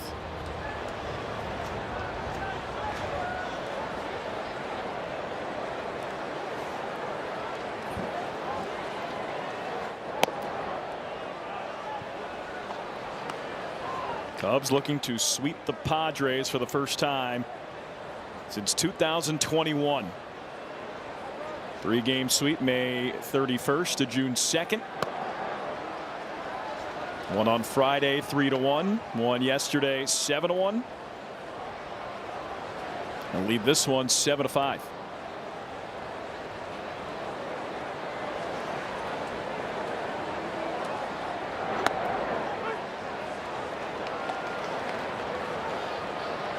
Padres came into this game hitting .279 as a team, 3rd best in MLB, and tied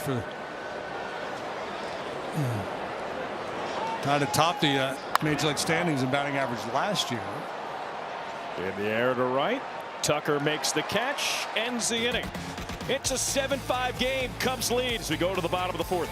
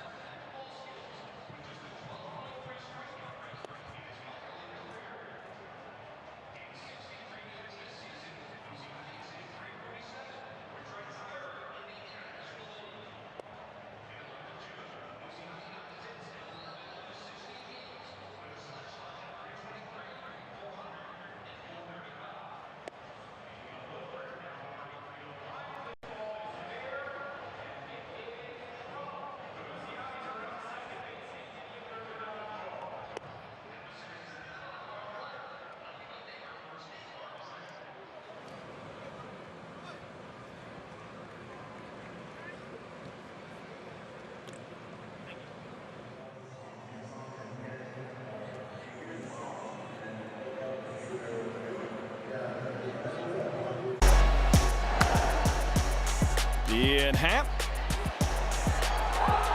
Man, that was sensational. Yeah, obviously watching Ian Happ play a lot over the years, that may be the best play I've ever seen him make.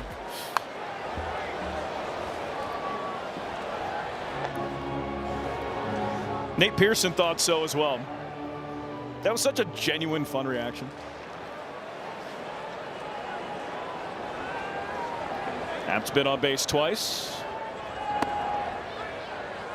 Walk in the first, single in the second, hit it 110.7 miles per hour off the bat. Scored a pair of runs as well.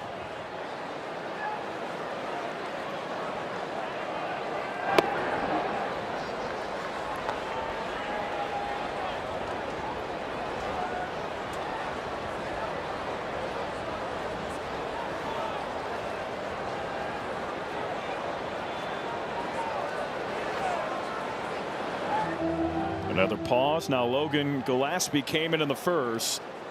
Cubs scored 2 runs on a balk in the first. They scored 2 runs on a balk in a game for the first time since April 11th, 1988 against St. Louis. It's almost 37 years. Happ in the air to left center. Hayward makes the catch. Weird seeing Jason out in left field. Obviously a right fielder throughout his career. We've seen him in center some. Very few career starts out in left. They're pretty well situated with Tatis every day in right and Merrill in center. So his opportunities will come as a left fielder. He's got 5 Gold Gloves on the shelf at home.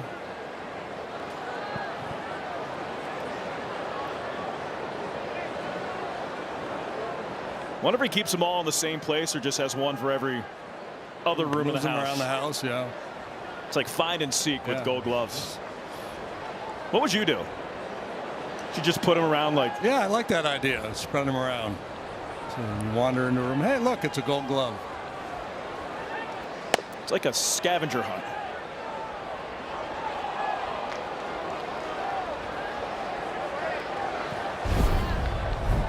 Little half swing here from Suzuki. Bruce Druckmann down at first base says yes he did, and I think Bruce got it right.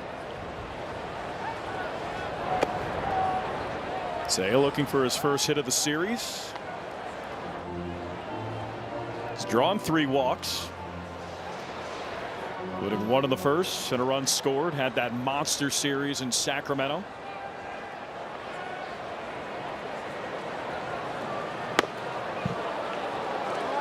I think he dented the batter's eye there in center. Might be responsible for getting him a new one. Yeah, man, did he crush that ball.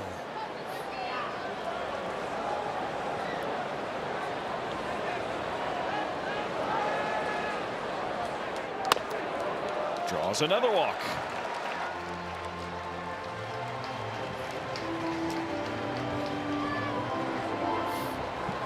Fifth walk taken by the Cubs here today. They came into this game tied for first in Major League Baseball in walk rate.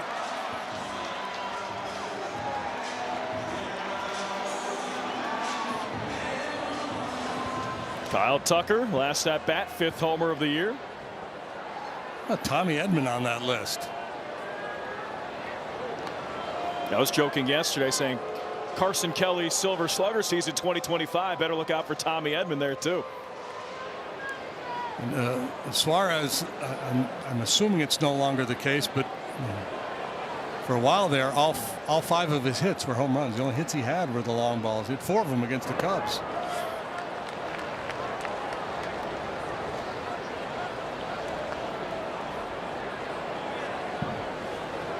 Kyle Tucker, RBI single and a homer, has reached base in the last 10 games. Reached base 24 times, 14 hits, 10 walks.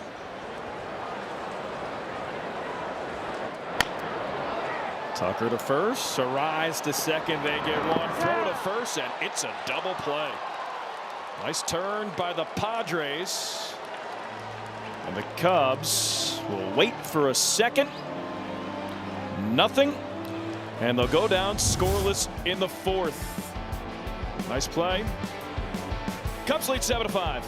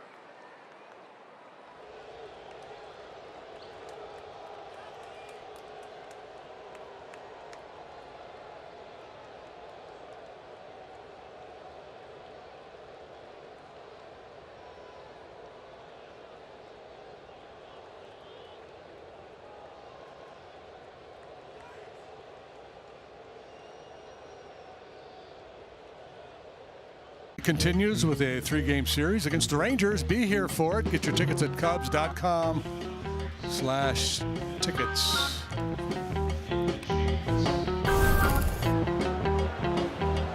New pitcher into the ball game for the Cubs. It's the veteran left-hander Caleb Thielbar. Caleb working for the 5th time.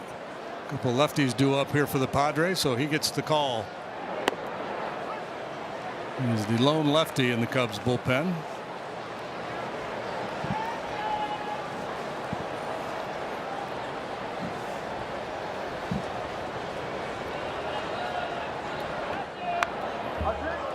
Foul. I mean, you have Caleb Thielbar in terms of left-handed relievers on the 40-man. Thielbar, then Luke Little, the AAA. Luke Little put up a couple zeros with AAA Iowa. including in his last outing against Indianapolis.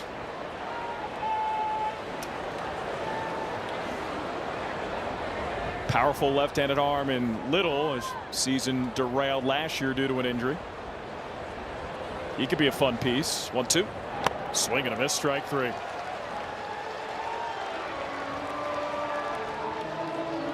Just 3 punch-outs for Sheets, a hat trick here. 3 consecutive strikeouts, all swinging. 94-mile-an-hour heater off the outside edge. He gets the job done. So breakers early in the count and then beats him with a good heater.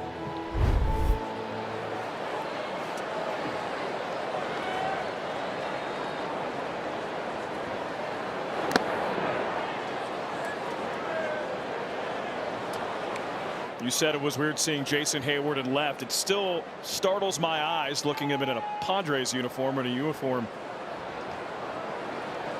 not Chicago Cubs.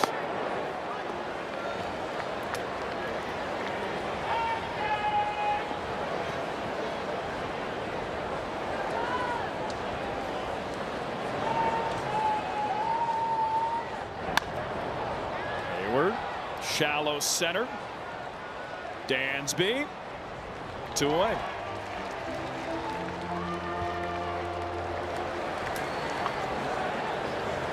Friday, April 18th is Jackie Robinson Day, and fans who purchase tickets at Cubs.com/specials will receive a Jackie Robinson Cubs hat. Be here for it. That's Friday, April 18th. Diamondbacks are in town. I'm a big fan of the giveaways this year. We got flannels, magnets, and they're all throughout the year. We've had some great ones so far over the first 3 days, and yeah, I'm a big fan. I love a good giveaway. You like swag.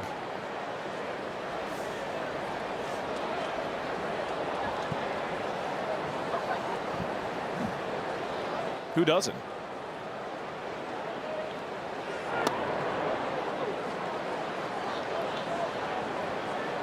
Do you have your Pat Hughes flannel? I have my Pat Hughes sweater from sweater. Sorry, sweater. Yeah, yes, sweater. Yeah, I've got one of those at home. Be great as an.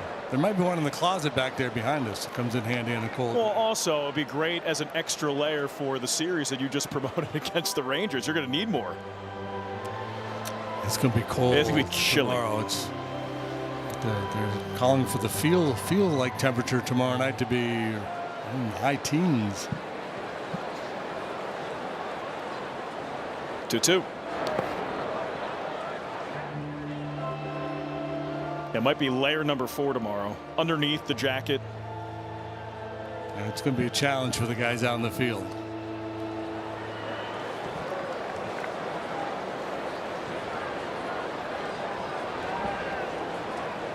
Three-two.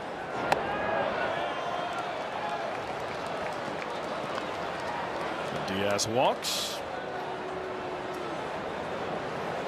JD, is there any particular game that you remember pitching in and you're like, man, I can't feel my hands freezing? Yeah, a few times. Well, you know, in college a lot. In the big leagues, I remember one on the south side when I was pitching for the Twins. It was really cold.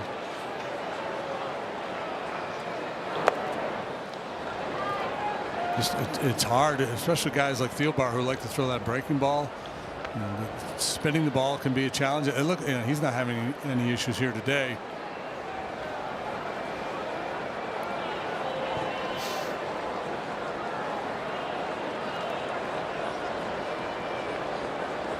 What up?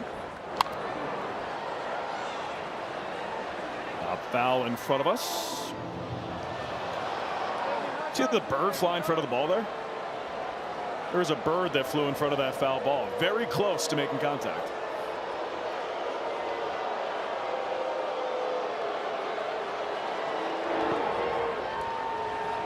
The boos raining down on Tatis Jr. here. It's like the fans forgot that he was hitting. He waiting for a couple of pitches. There's the bird. Almost had a Randy Johnson moment. Too close for comfort there with the bird.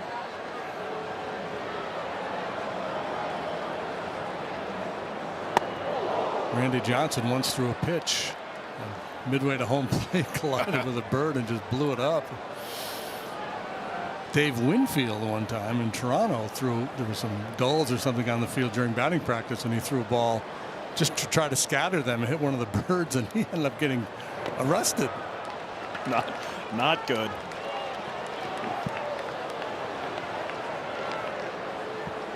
So Tatis Jr. walks.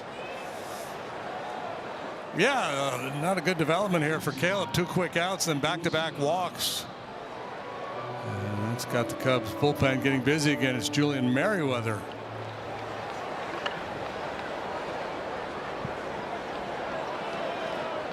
Probably getting ready for Machado, who's next. This away to Arise, who drew his first walk of the year in the second.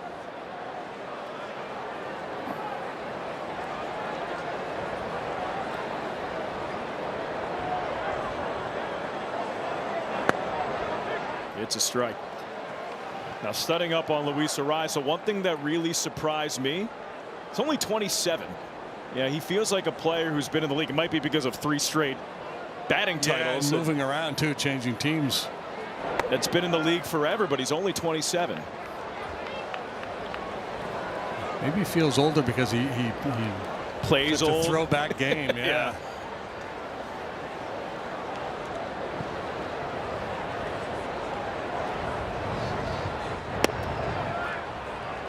He has one of the slowest bats in terms of bat speed in Major League Baseball.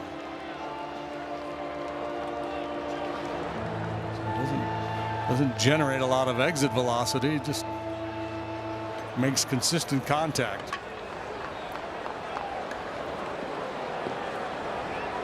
Put the ball in play 93% of his plate appearances last year. So that begs the question, can you be a good hitter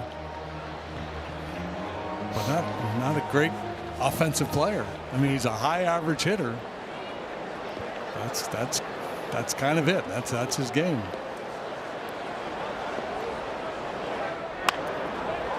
Rips it into right and a base hit. Take that, announcer man. Throw home is cut off. It's an RBI single for Arise, and the Cubs lead is cut to 1 here in the 5th.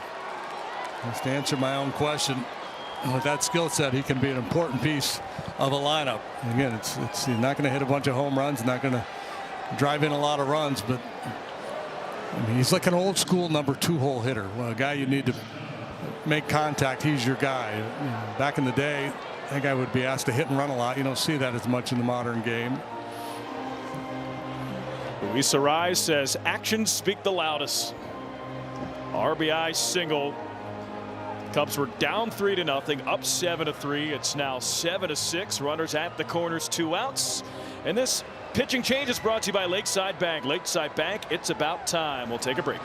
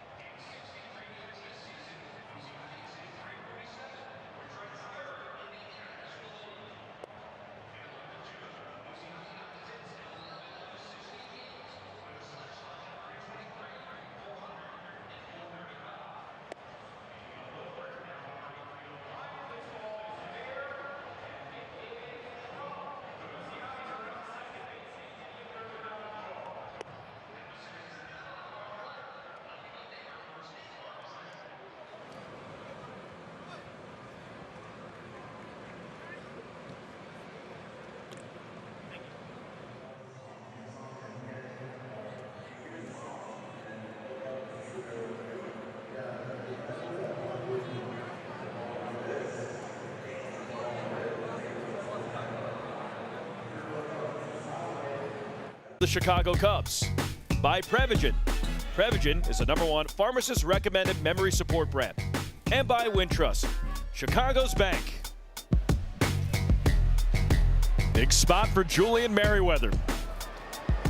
Comes in first and third, 2 outs, and JD Julian Merriweather was really good this spring. He's had a nice start to the season in the regular season. Yeah, used sparingly. 3 appearances so far, 2 1/3 innings. He's only faced 9 batters, and this is his first appearance since Tuesday in Sacramento, and he faced just 1 batter there through 4 pitches.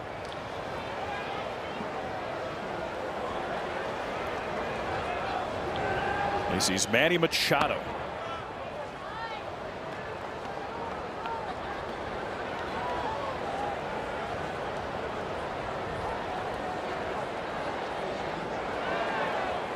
Seven-6 Cubs lead.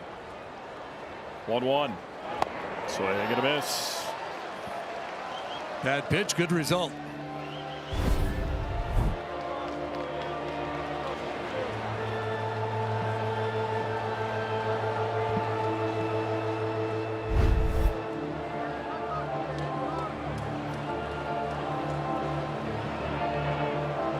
Great organ music right now.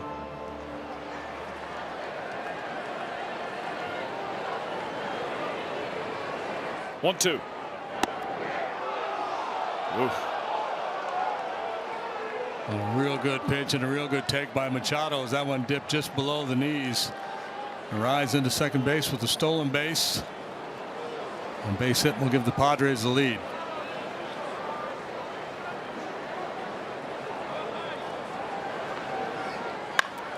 Grounder to third. Shaw across the diamond ends the inning.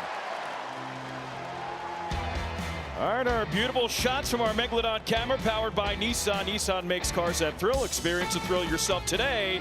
Shop NissanUSA.com. 7-6 Cubs lead.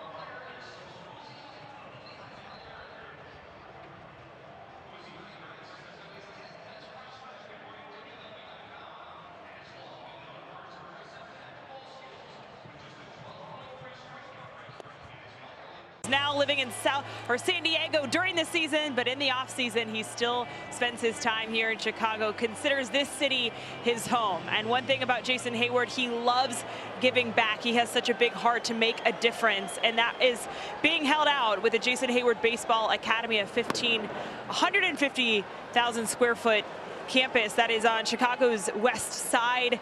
He works out here in the off season. It's a place for children in the community to go and play baseball, quite frankly, hang out outside of school, develop all sorts of life skills.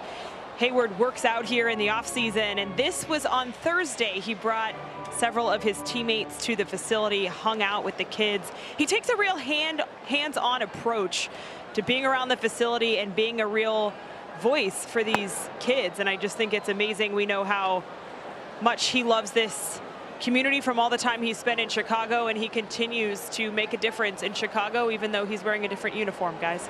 That's pretty cool. And way to go, Jay Hay.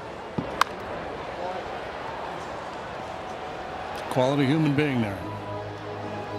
Doing great work. Really put down roots here.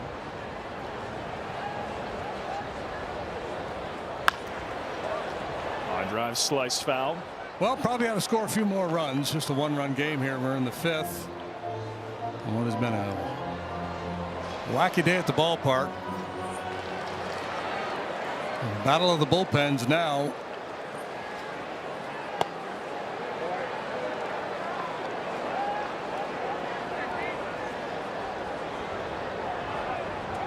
Cubs lead 7-6. Both teams have been patient so far today. Drawing walks.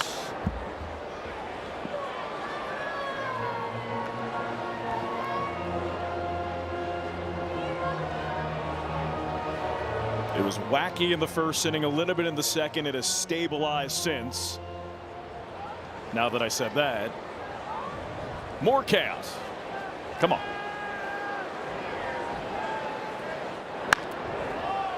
Turner to third. Machado. Wow. Yeah, big time play. Big time play by Machado. I was reminiscent of Brooks Robinson in the 1970 World Series. As Arise maintained contact with the base, he does.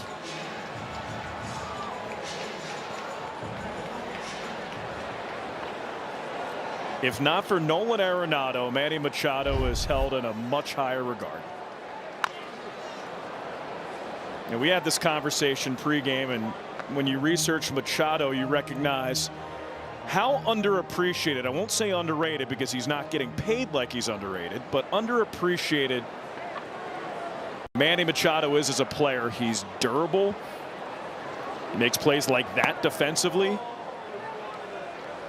Basically a 30 home run hitter every full season since 2014.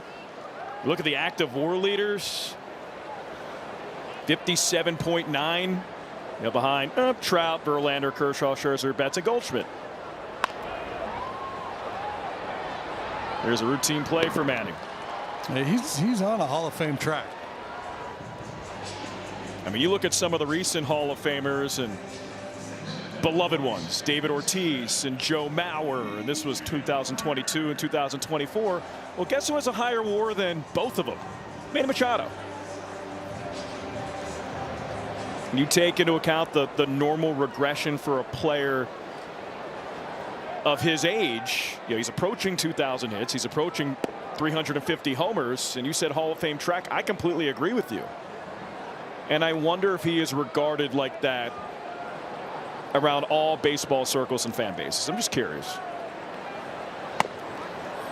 Well, you know, he's spent his career a little time with the Dodgers, but, you know, initially with Baltimore, some bad clubs there. Now in San Diego, they've had good teams, but they're not necessarily a high-profile team. If he was doing what he was doing in New York or here or L.A., you know, I think there would be a little bit of a different story. Off Arise's glove, and Nico Horner reaches.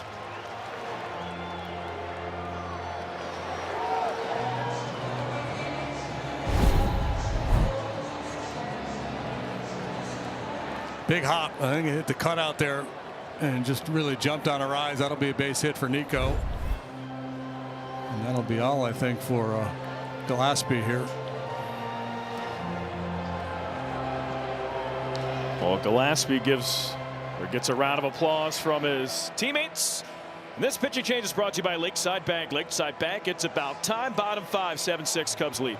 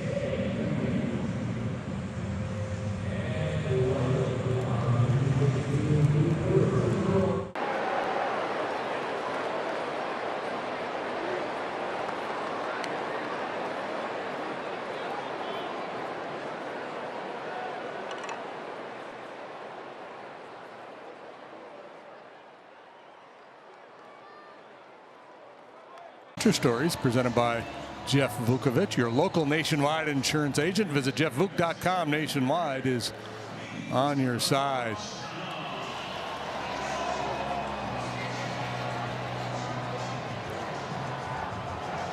What do you call JD, the new chucker? New chunker. Adrian Morejon, the lefty, and a good one. $1.93 the ERA this year for 4 2/3.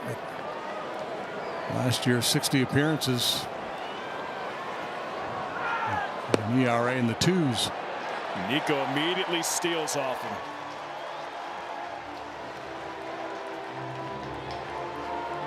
Cubs 2 for 2 today.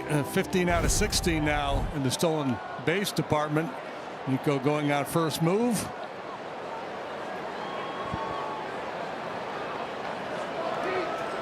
Nico a perfect 5 for 5.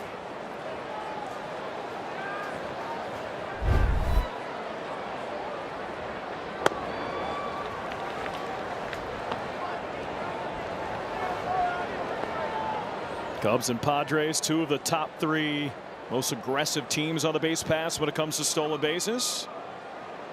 2nd and 3rd respectively. Cubs just got their 15th. He just missed it. Adrian Morejon, sinker, slider, 4-seamer, and a cutter. And everything is hard. Tops out at 97.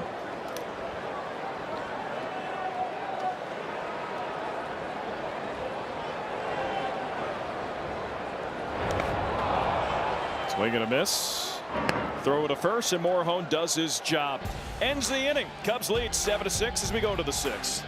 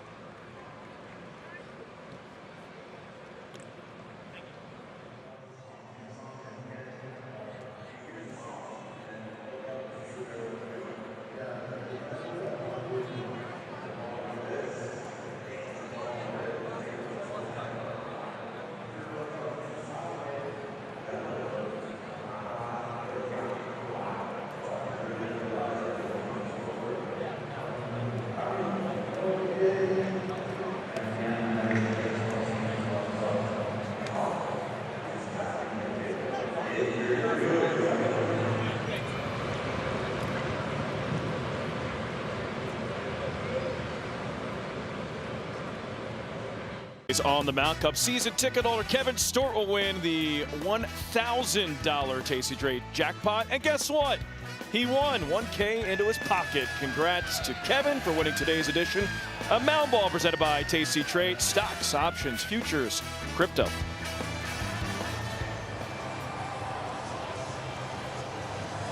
I think Kevin's dad is celebrating a birthday today.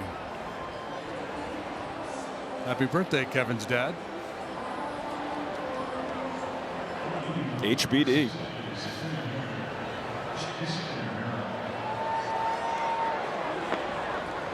So Julian Merriweather starts off the 6th against Jackson Merrill, who fouls that back.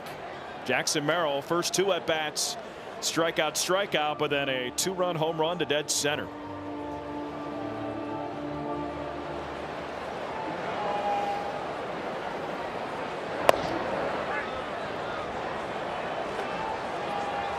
On a team that features Tatis Jr., Machado, Xander Bogaerts, you could argue that Jackson Merrill's their best player. 21 years old, from the Baltimore metro area. First round pick, 27th overall, 2021, which has the makings of being a really good draft. Like really good. And another hit for Jackson Merrill.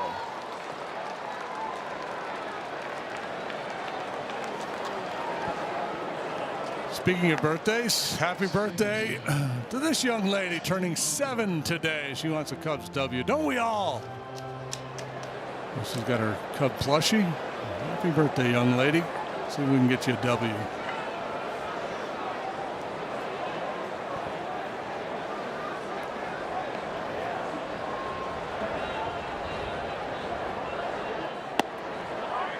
Cronenworth takes a strike.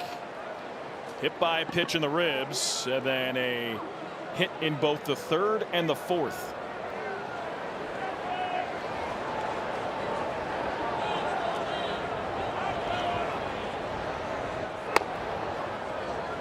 JD, one more note on that draft.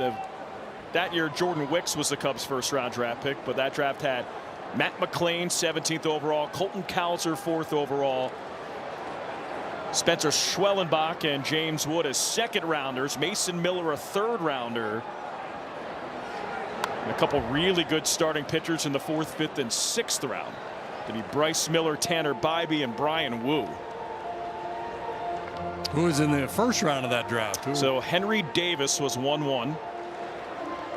Who's now Pirates between AAA Indianapolis and the Pirates. Again, Colton Cowser was 4th overall.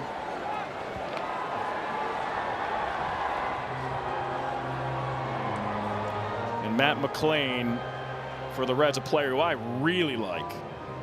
Just aesthetically as a baseball player, he was 17th overall.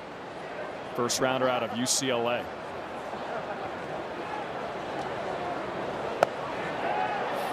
Throw back to first is down the right field line. This could be trouble. Merrill can fly.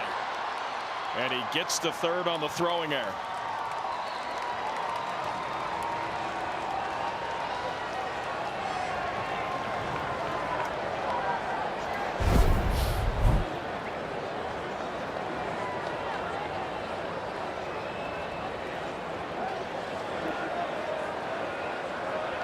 Yeah, just the second error the Cubs have made in the last 7 ball games. It could prove to be costly as Merrill gets all the way to third base with nobody out. Infield in. Julian needs a punch out. And he got it. So hitters, they see that RBI opportunity and they get swing happy. Got a little greedy. Chased a good breaker. Excellent pitch.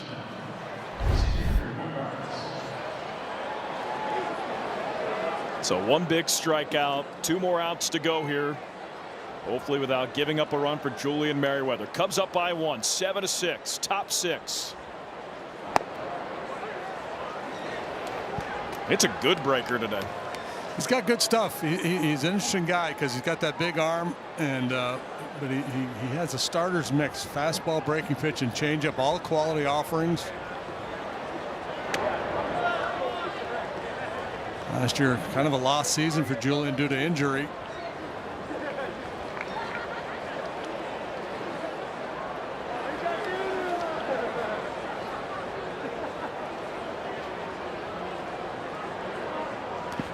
I have a fun Julian Merryweather story from Japan. It was a day that everyone was bringing down their luggage, and most people bringing bags and suitcases, and Julian Merryweather comes down and he brings a large guitar case, enormous. And it said, just come here to get a guitar. I was like, I just felt like it. Just a huge guitar case, no other bags. Here's the throw home, got him. That's huge. A little shaky D followed up by some outstanding D. Throw right on the money from JT.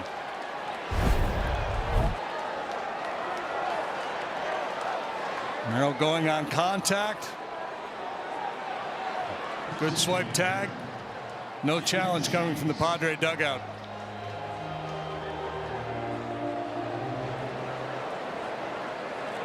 That's a really good throw by Justin Turner.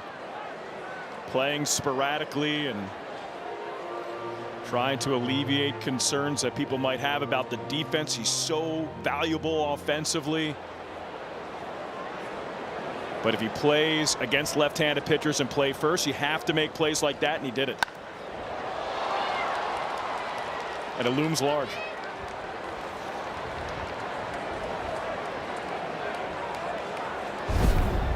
We talk a lot about infielders having that internal clock. He knows he's got a little time here to set his feet. Doesn't have a ton of time. But quickly gets those puppies organized and then makes a good quality throw.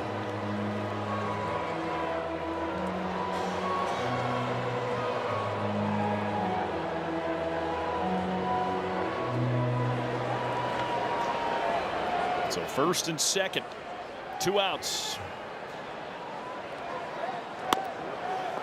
Hayward takes it for a strike.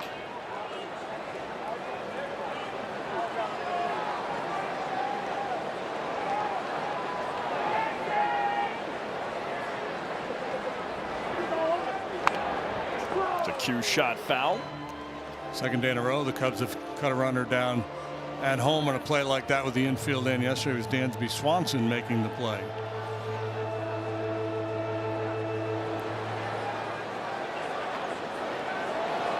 Cubs defense has been really, really good, especially since Japan. Swing and a miss, strike 3. Nicely done, Julian Merriweather. Strikes out Jason Hayward. Cubs still holding a lead. It's a 7-6 game.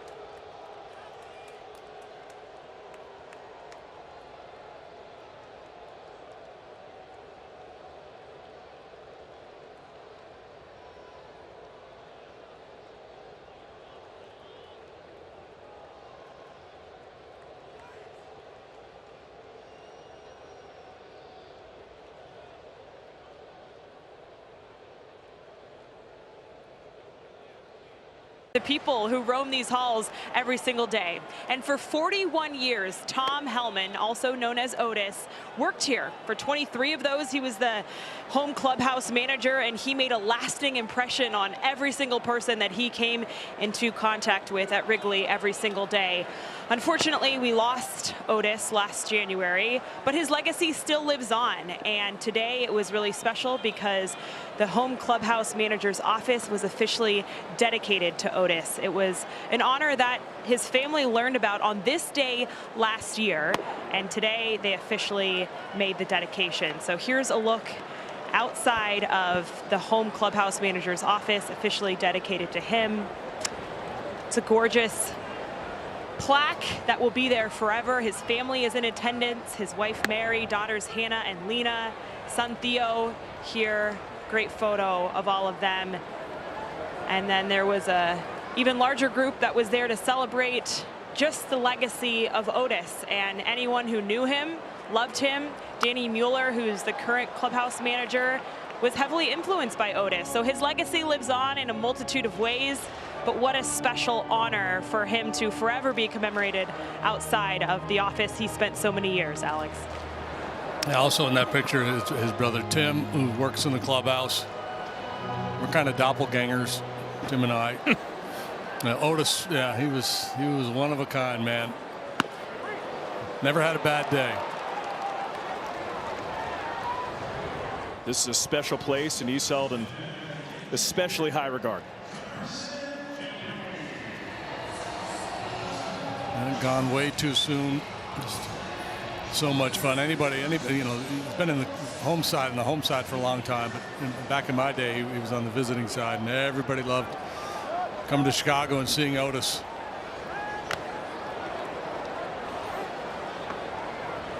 Story that's been told over and over again, but it's always so fun.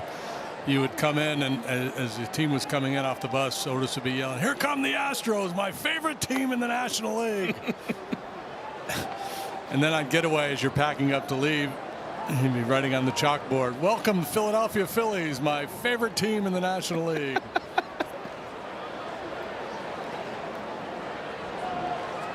When all along his favorite team was the Chicago Cubs.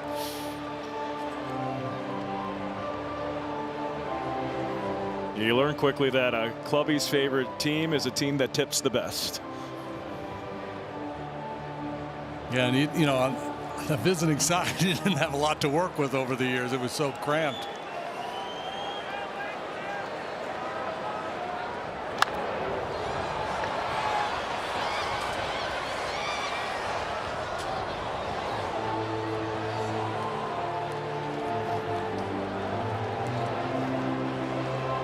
Carson Kelly, hitless today, back-to-back starts.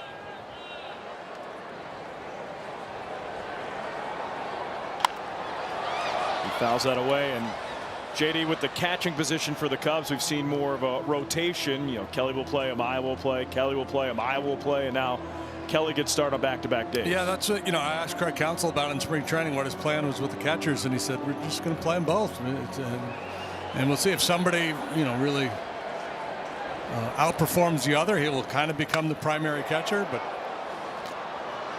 we're both getting a pretty much equal playing time now, and for the foreseeable future, I think that will be the plan. Offense going silent a little bit here. 2 up, 2 down in the 6th. And 7-6 Cubs lead. Scored 5 in the first. Kyle Tucker with a home run in the second.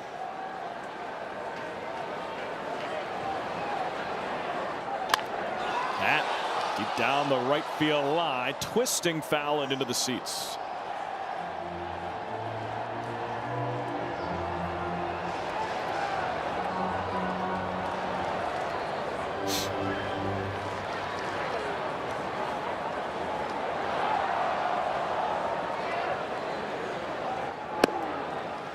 Oof. Maybe caught a break there. 96. Bottom quadrant of the strike zone, but called low.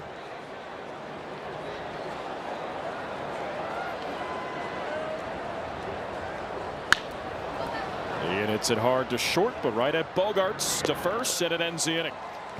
All right, silent offense, 7-6 Cubs lead. Let's go to the 7th.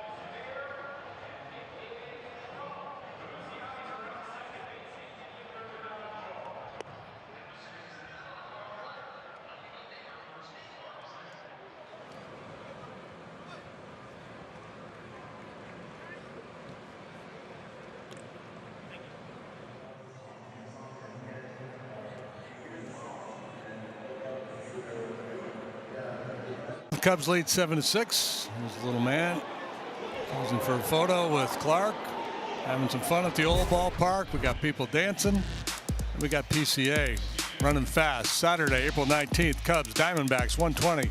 First pitch. First 10,000 early arriving fans will receive that PCA bobblehead presented by American Airlines. Cubs.com/tickets.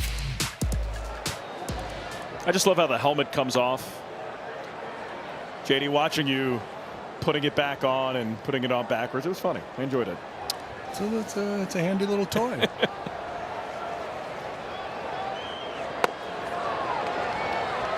a bad hack because of a nasty slide ball from Big Brad Keller. Literally bringing him to his knees. Brad pitched his way onto the ball club this spring. Signed to a minor league deal.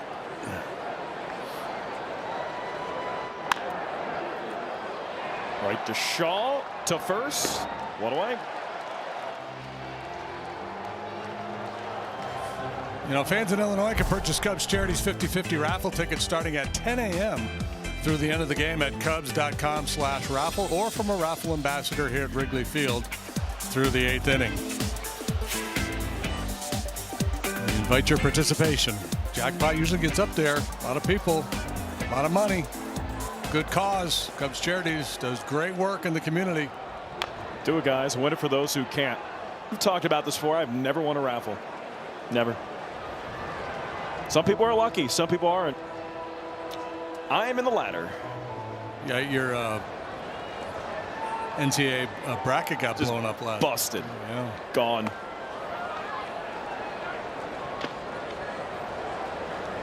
Yeah, I took all chalk. 1-1-1-1. All the 1 seeds. I just got the 1 seeds wrong in the national championship. Duke and Auburn. Come on. Yeah.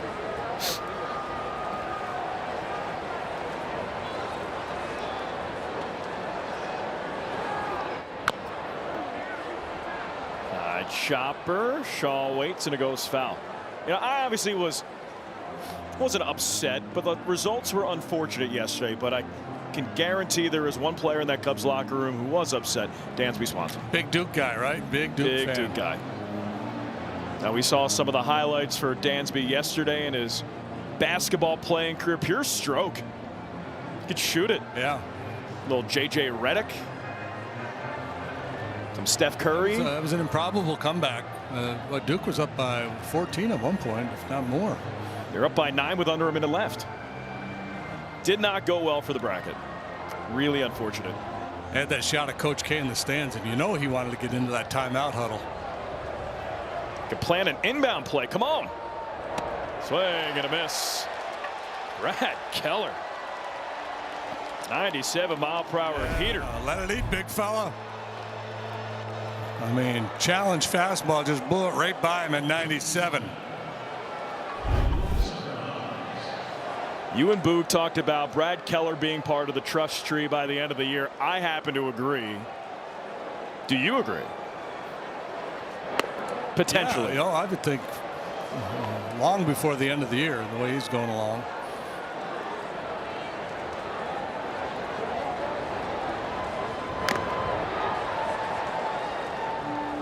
Yeah, they obviously identified something in Brad Keller when they brought him in. I mean, the stuff has always been good. He had some success early in his career with Kansas City as a starter. He came to the big leagues when he was just 22 years old back in 2018.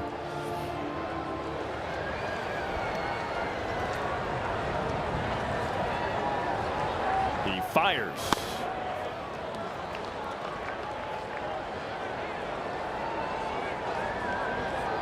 Well, they identified something. Average velo up, what, 3 miles per hour than his career averages, albeit he was a starter coming up through the Royals organization.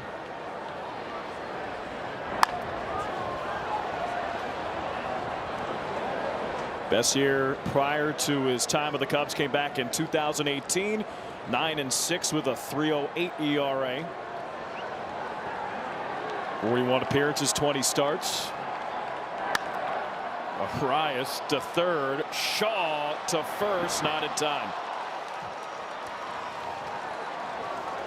I'm talking about Arias and his bat-to-ball skills and how he doesn't strike out, nor does he walk. A great example of it there. That pitch way off the plate. Turns it into a base hit, his third of the game. He had bunt single and a solid single to right. And now this. Like he's playing cricket, just protecting the wicket. That's a nasty pitch by Keller, too. 91 and darting low and away.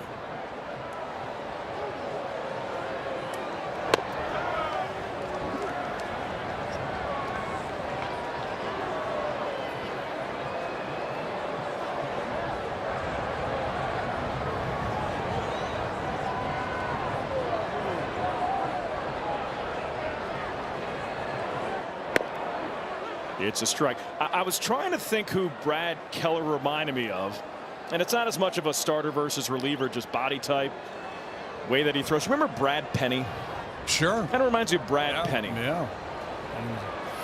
Big, strong guy that threw really hard. Keller listed at 6'5", 255. Yeah, Penny was 6'4", 265.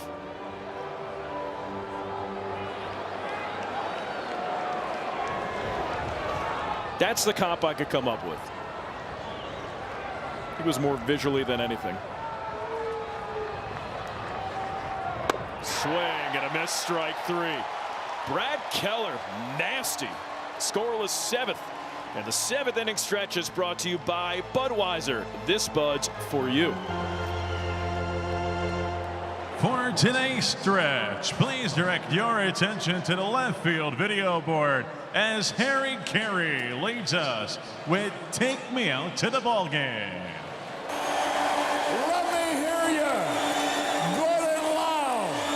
On 1, on 2, on 3. Take me out to the ball game.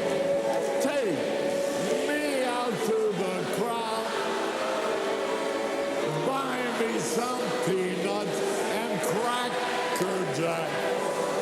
I don't care if I ever get back. Oh, it's root for the Cubbies.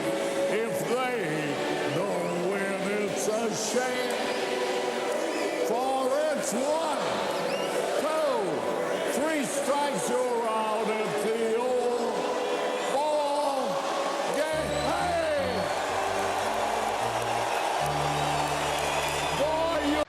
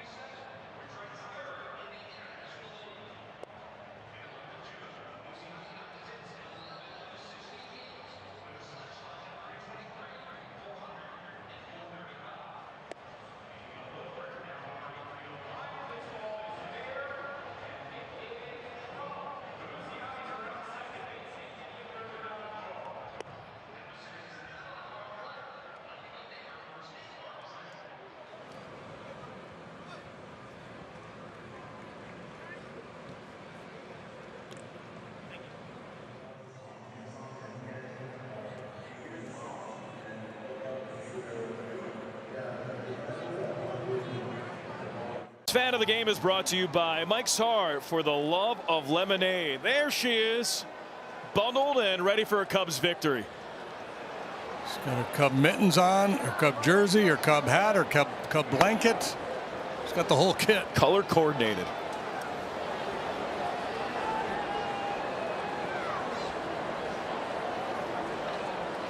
Former Cub Jeremiah Estrada on the mound.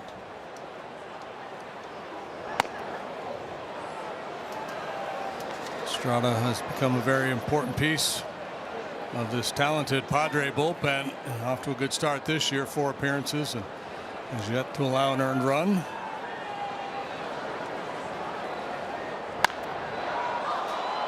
Seiya in the air, left field. Hayward. 1 out.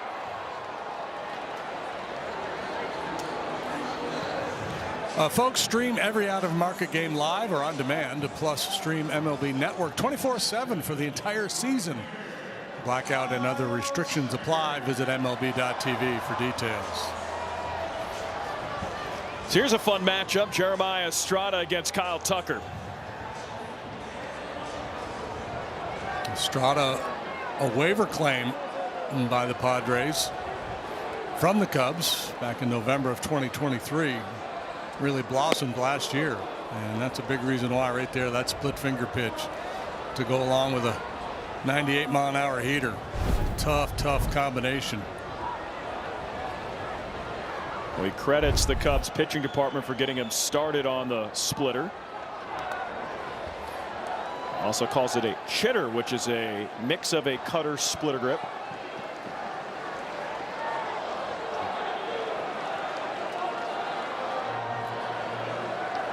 Made his MLB debut with the Cubs in 2022, back and forth between AAA and the big leagues in 2023.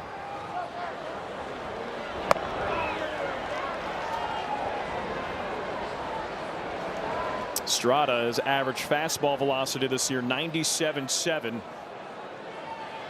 Last year was 97.1.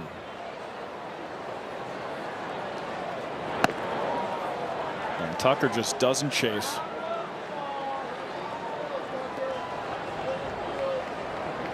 There's his stats with the Cubs. 17 games, 21 Ks, 15 walks. And Kyle Tucker, check swing, doesn't go around.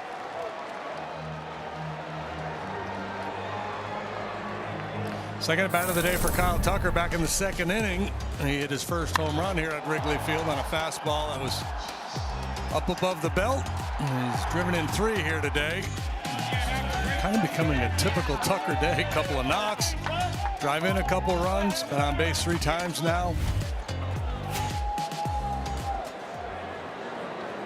105.8 miles per hour off the bat, turned into a bleacher souvenir.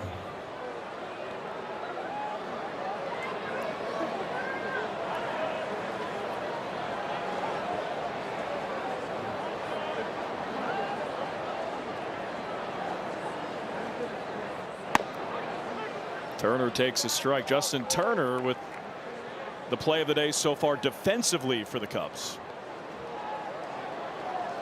Throwing out a runner at the plate, which would have been the potential game tying run. Cubs still up 7-6.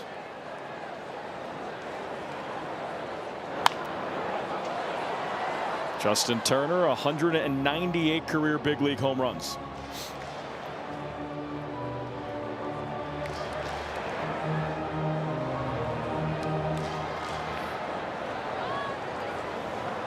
Tucker has been willing to swipe it back from time to time. They like the time. If they feel like Estrada's not quick enough to the plate, they might take a shot here.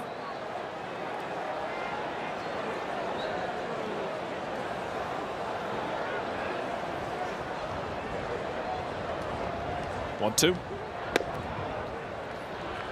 Cubs have already swiped 2 bags today. Nico Horner is 5th. Pete Crow Armstrong is 3rd.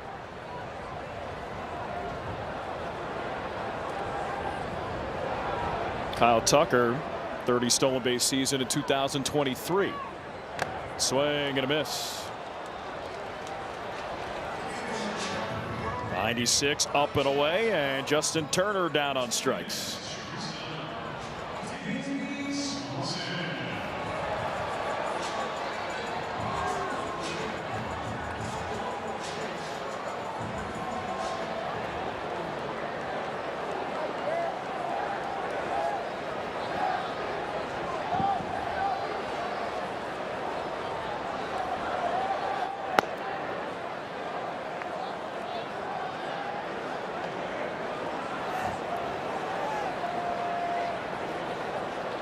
And Kyle Tucker, 2023, was 1 home run away from 30-30. 29 homers, 30 stolen bases. That's a strike.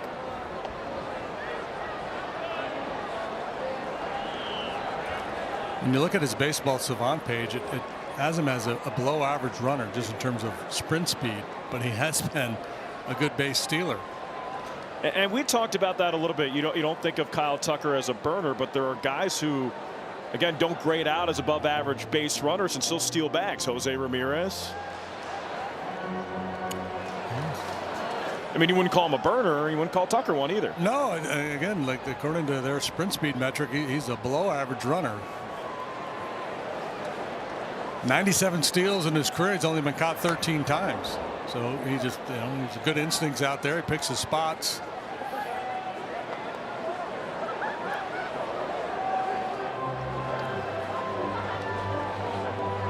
Last year he was 11 for 11 in stolen bases, 3 for 3 so far this year.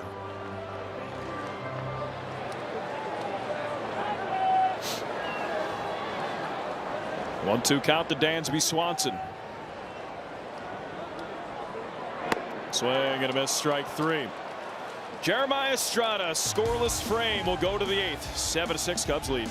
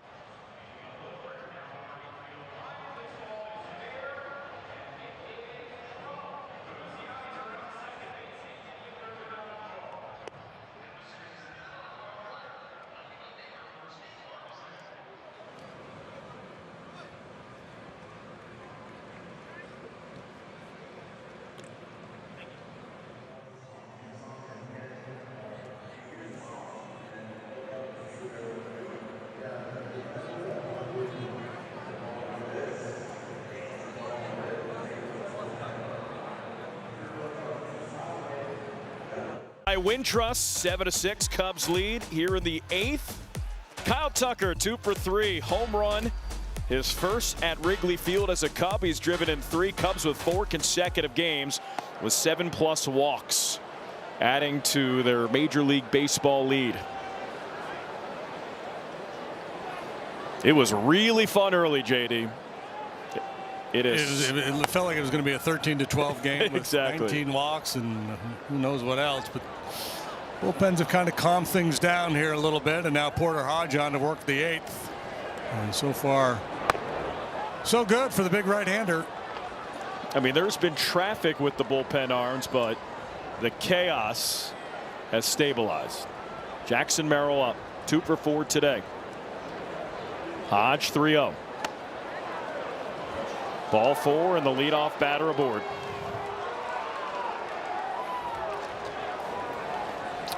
Well, from the world of sports, a little history made today as Alex Ovechkin, the all-time leading goal scorer in NHL history now, as he surpasses the great one Wayne Gretzky, and there's the celebration. What's the exit velo on that shot? A goal with a belly flop celebration. See. You know who would have stopped that shot? John Birdie, Cubs infielder, former goaltender. You think he would? I don't know. Yeah, he would have. There you go. There's the list. All-time goal leaders in the NHL: Ovechkin, Gretzky, and the great Gordie Howe. What a list, what a record, what a call by Kenny Albert.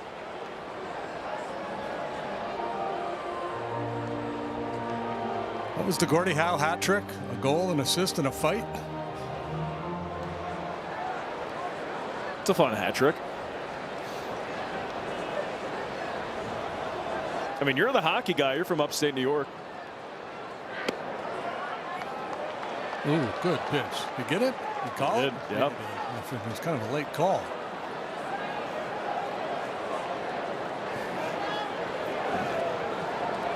Porter Hodge against Jake Cronenworth.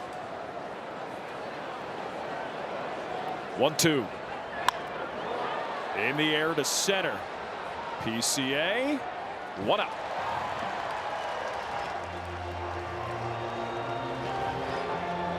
We'll see if at some point Merrill tries to swipe second base here. He's just 0 for 1 so far this year. He's certainly capable of swiping a bag.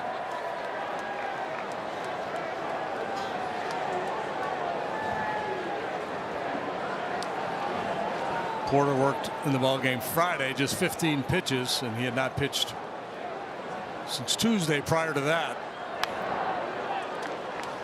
It's foul back at the screen. You get into a little bit of a winning streak, and sometimes what happens is your high leverage guys get a lot of work, and there's certain days that they're just not going to be available. But Cubs in pretty good position with their pen here today. You got 7 1/3 out of Shota on Friday. Got 6 innings out of Matt Boyd yesterday. And they had comfortable leads, so certainly that was the case yesterday, and they didn't have to use their high leverage relievers. Yeah, it certainly helps when you get 2 consecutive quality starts and 13 1/3 innings from your starters in the first 2 games. Runners off. Up and in. Throw to second, into center. Oof. So Jackson Merrill, 16 stolen bases last year. He gets one here, and that rushes Xander Bogaerts back. Yeah, these are the misses with the fastball for Porter. We see a lot of those arm side fastballs get away from him up and in on the right-handed hitters. The throw is errant. Merrill doesn't pick it up right away. Had he seen that ball get into center field from the get-go, he might have been able to make his way to third.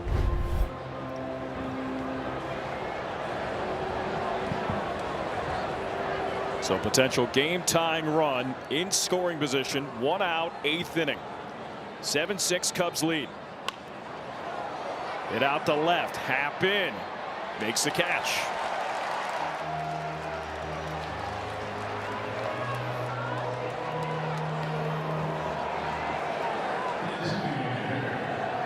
And here's a big part of the Cubs calculus, JD. I said this, if for the Cubs to be good, win the division, there's 2 main things that stick out.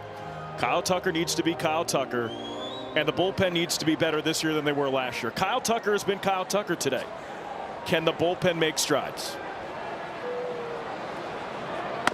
I think the bullpen, towards the second half of last year, really turned it around. It was early on last year where the bullpen really struggled. They had injury problems, so there were issues with depth.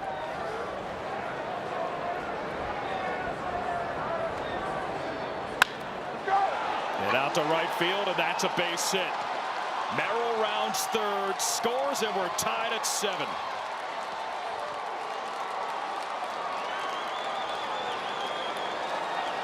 A decent number of Padre fans here in the ballpark today making some noise. The walk to Merrill was the 7th walk issued by Cubs pitching today, and now 1, 2, 3, 4 of them have come around to score. So certainly some self-inflicted pain.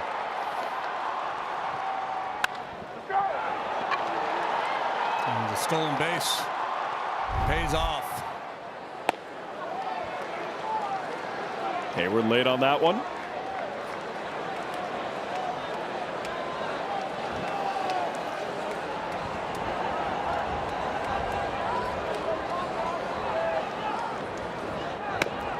Swing and a miss, strike 2.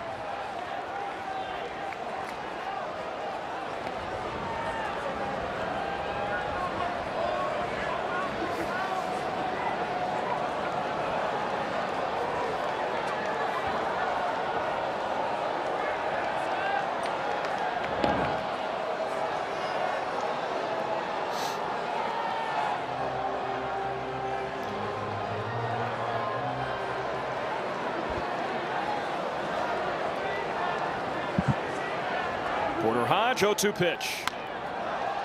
And out to right, Tucker makes the catch. Inning ends, but Padres tie it up. Brand new ball game, tied at 7.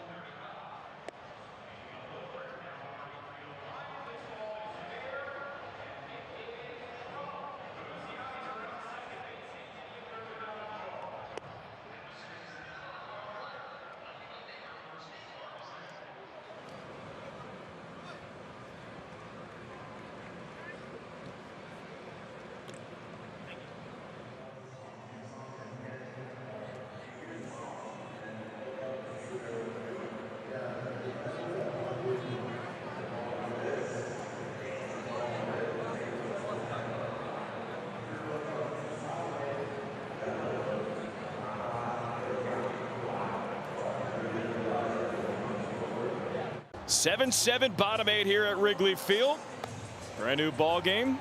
Alex Cohen, Jim Deshaies, Taylor McGregor here, and Jason Adam on the mound for the Padres. Yeah, another former Cub has done really nice work for the Padres, and so far this year, 4 appearances, 4 1/3, an ERA of 0. A lot of strikeouts, as you see. Gets a lot of ground balls. And kind of a funky short arm delivery. Can really spin that breaking pitch, and likes to work up in the zone with the heater.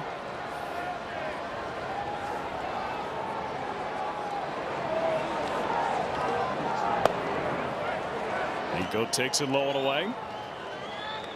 Adam, 4-seamer, changeup, slider, sweeper. Changeup primarily to lefties. Slider, his most devastating pitch last year. Opponents hit just 105 against it.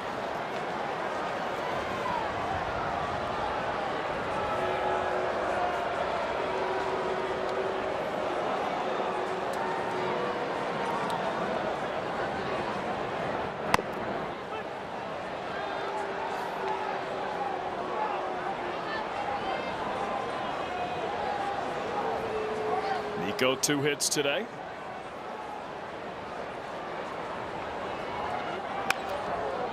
Grounds out, foul. Former Cub, as JD said, 2020, 2021 with the Cubs, 25 combined appearances. It's actually kind of sad at one point. So in 2021, he got optioned to AAA, and during batting practice at Principal Park, he was shagging in the outfield, and he suffered a dislocated ankle. They had to bring an ambulance out onto the field and take him away. It was a really scary moment. But came back from that, and obviously has had a really nice couple seasons with Tampa Bay first, and then with the Padres. Yeah, he's bounced around. He originally debuted with Kansas City back in 2018. The following season, he was a Blue Jay.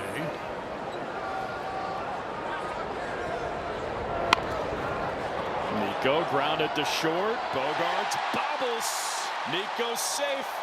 And here come the Cubs in the bottom of the 8th.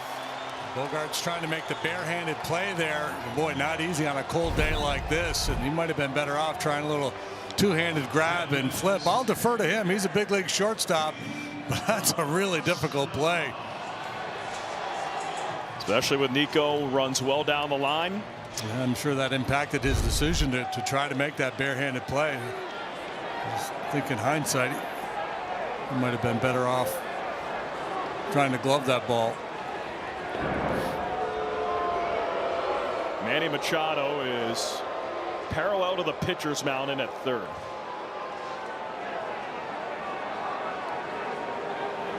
Pecro Armstrong up.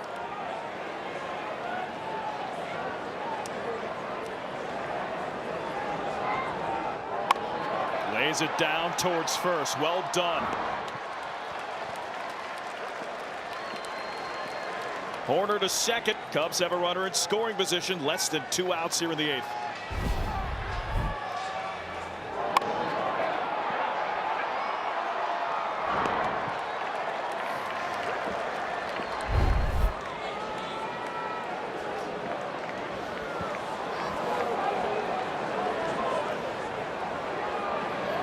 Bring a meeting at the mound, and what looks to be a pinch hit situation for Michael Busch.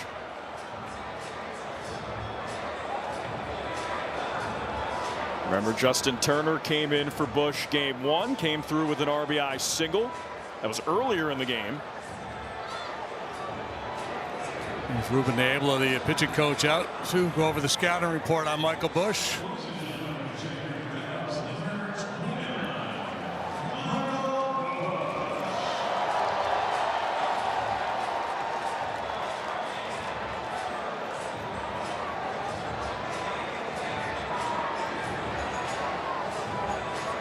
So Busch coming in for Matt Shaw's spot. And the sack bunt is certainly, a play you can justify in that situation. I kind of like the idea of Nico trying to steal that bag first.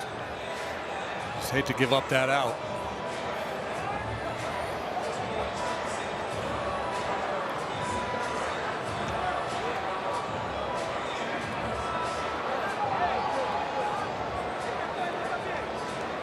And now we have more chatter.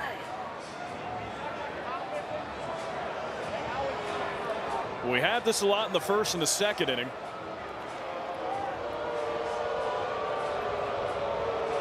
Seems to be a question about the mound visits.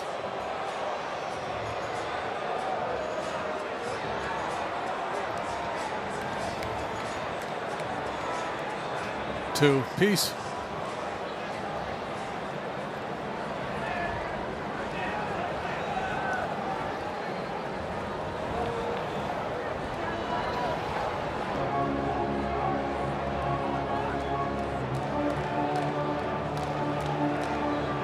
Jason Adam against Michael Busch. 7-7, bottom 8.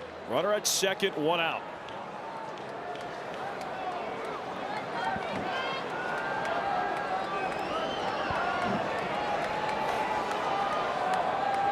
Really good arms in the Padre outfield, but you would assume any base hit to the outfield should be good enough to score Nico. Busch swings and misses.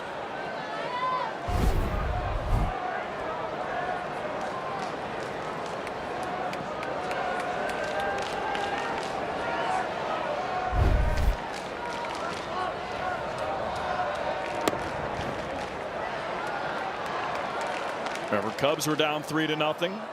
Cubs led 7-3. And now we're tied at 7. That is how this game has gone.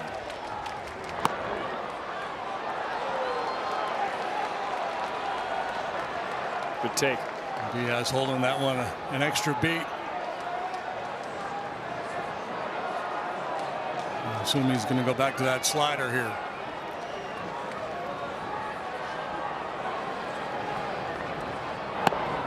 Three consecutive changeups.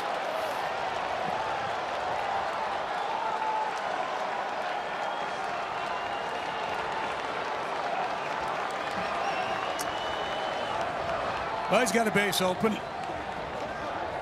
Probably won't give in here. Swing and a miss. And back to that change again.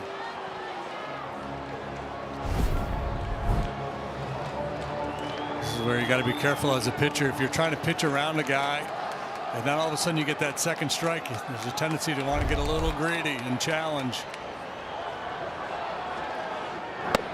Caught on a missed strike 3. Now 5 consecutive changeups.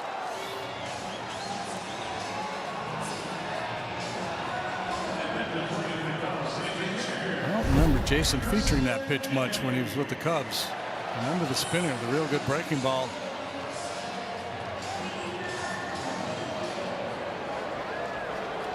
It's just basically we've got a base open and we're going to give you an opportunity to get yourself out.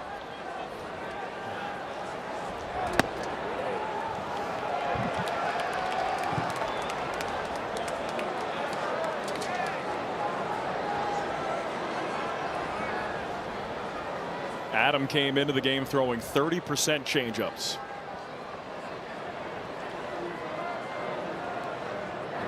Caught on a miss. It was pretty evenly distributed for Jason Adam. Four-seamer 30%, changeup 30%, slider 25%, and then the sweeper 15%.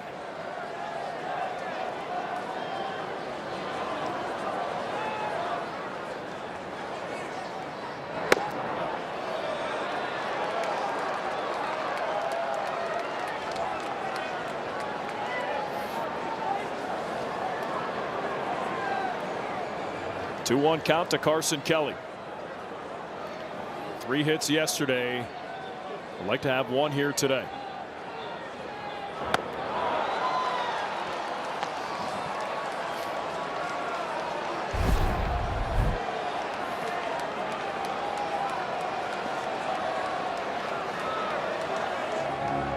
Eyes got big.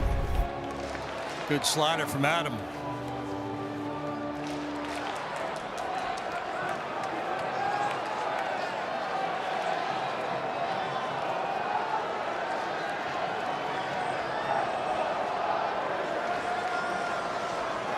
Two. Well, Carson Kelly had a big swing of the bat in the ball game yesterday with a couple of men aboard. Second home run of the year into the basket. That'll play. Take another one of those.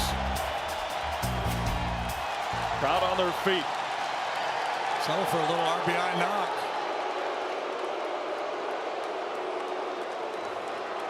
$33,941 in attendance here at Wrigley Field on a brisk Sunday spring afternoon. They're on their feet. 3-2 misses away. Nico takes third, and the inning continues.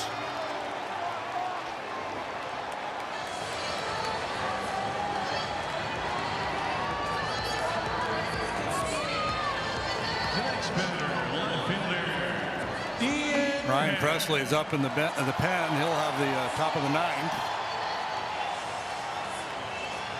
Ian Happ has the opportunity to put the cherry on top of the ice cream on top of the sundae of a heck of a weekend here at Wrigley Field.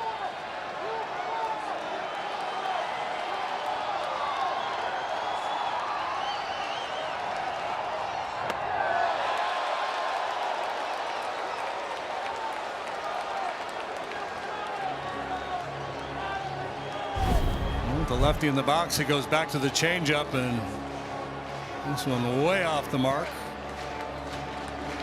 Nico's ready.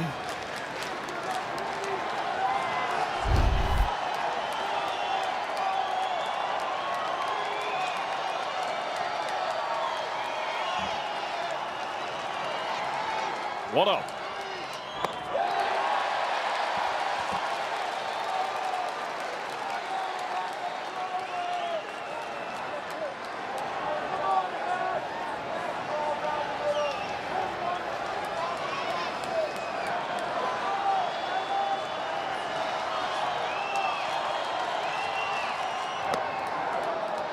Takes a strike. Oh my. Not a strike. Ball's outside. Oh, a bad call at a bad time. That was no good.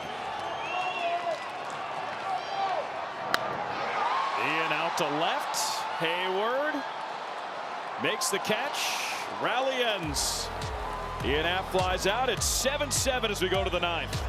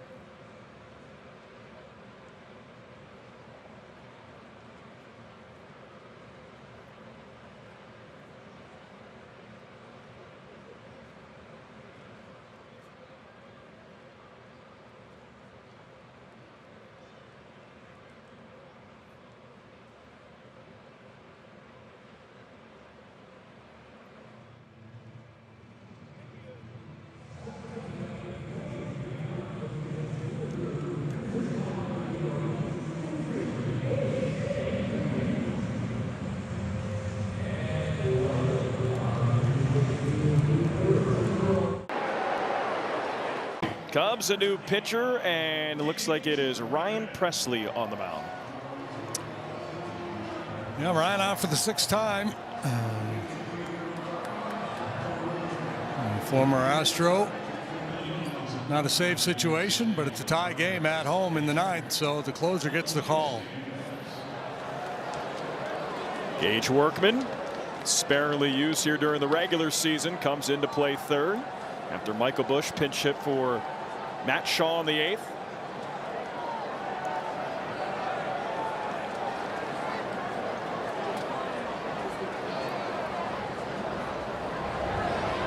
Presley delivers.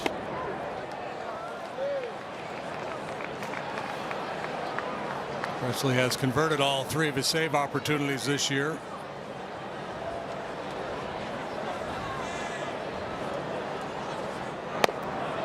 Good pitch. Got pinched. There has been some drama, Ryan. The innings haven't been clean necessarily. That's a good break. That's really good. 5 innings, he's walked 5 and allowed 8 hits.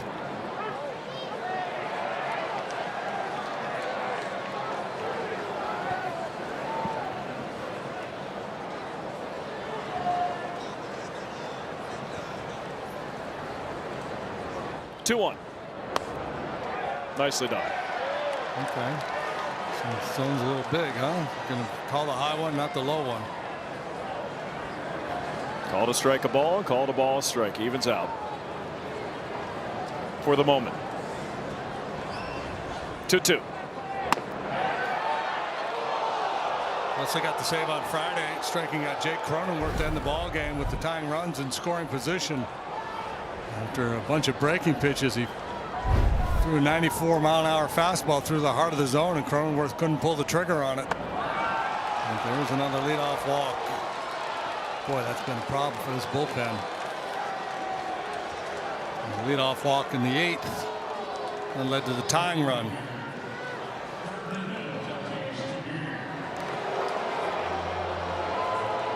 Got a pinch runner in there at first base. Oh, so that's Lockridge, I'm assuming. Yeah. Yes, thank you. Thank you. All right, you can turn back around now. Started the first 2 games of the series. Speed part of his game. I think he stole like 46 bags last year in the minors for the Padres with AAA El Paso. Hit to short. Dansby to second for 1. To first. Not in time. Tough to double off Fernando. They were close. A big high hop. Tatis with his speed able to beat it at first. He has to wait on that high hop. Good turn by Nico. Gets plenty on the throw.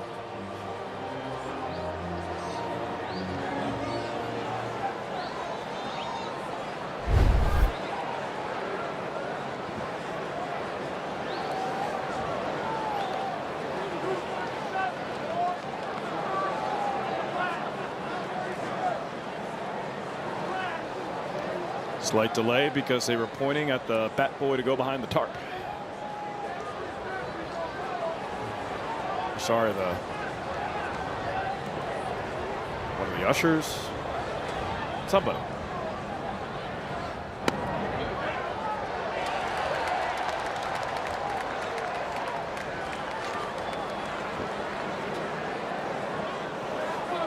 Issa Rise. 3 for 4 today. Make that 4 for 5 today.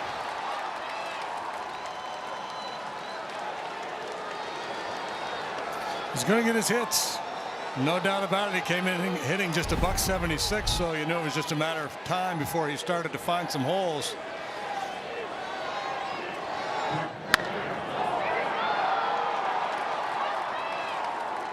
Right when you asked if he could be a valuable player. Oh, there's no doubt he has value. I mean, that's the Tony Gwynn hole right there, right? The 5.5 hole, yeah. Very fitting that he does it in this uniform too.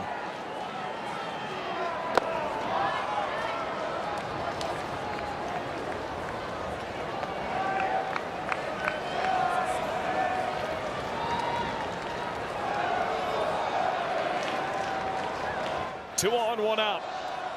Ryan Presley against Manny Machado.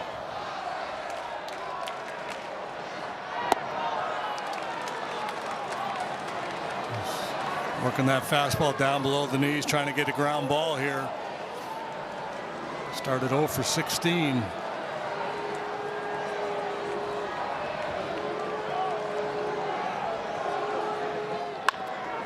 Machado to short. Dansby to second for Law. To first. It's a oh no, he dropped it. He dropped it, and Tatis scores. It's an 8-7 game.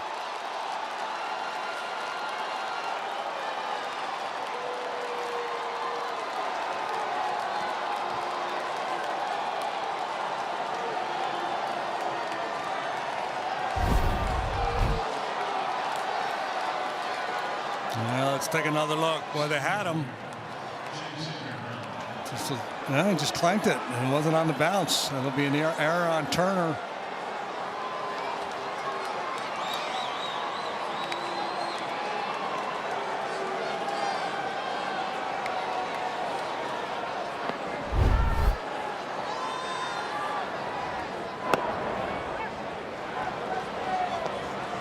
Jackson Merrill takes a strike.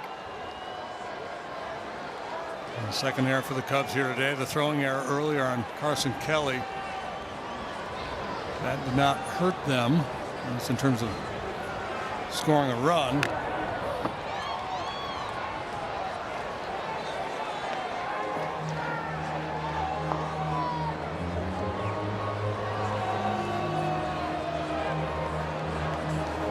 Eight 8-7 Padres lead. First lead since the first. They were up 3-0.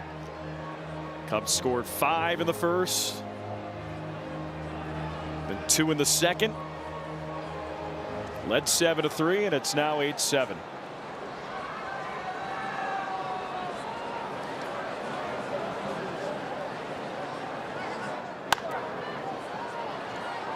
Merrill rips that foul.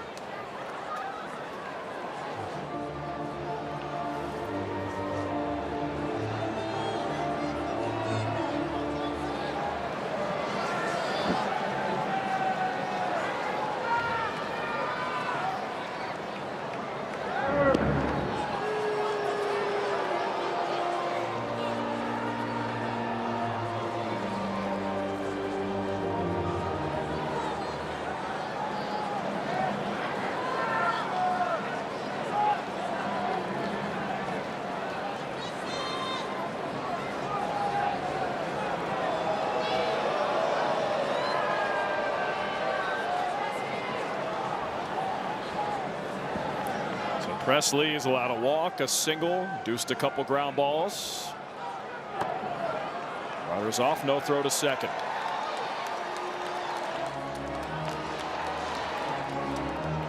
There are some Padres fans here, and they certainly stick out with their colors. Machado with basically a running lead here.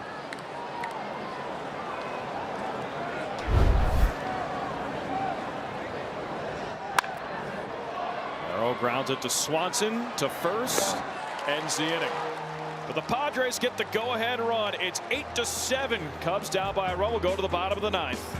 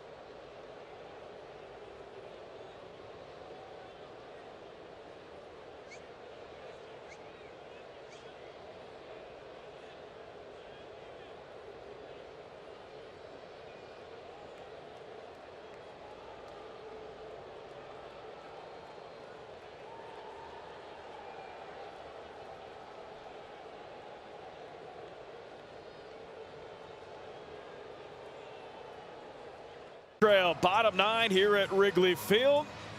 Cubs need a comeback to either win it on a walk-off or at least set it to extras, and they'll try to do it against Robert Suarez. Right-hander had 36 saves last year for the Padres, 3 for 3 so far in that department this year. An interesting story. Started his professional career in Mexico. He's from Venezuela. Then he pitched in Japan for 4 seasons and didn't come to the States until 2022. And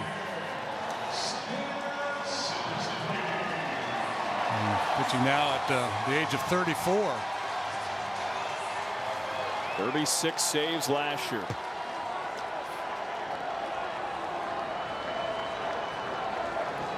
It's Seiya. Start things off in the 9th, and that's a strike. And got that high-octane fastball and a very good changeup. He'll throw the 4-seamer and a sinking fastball.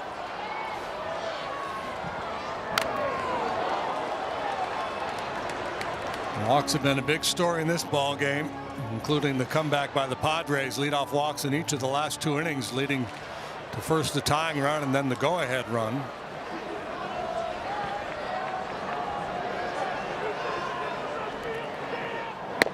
Oh, 0-2. It's a called third strike at 99.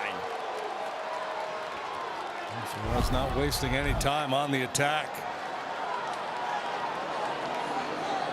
That's a bullet.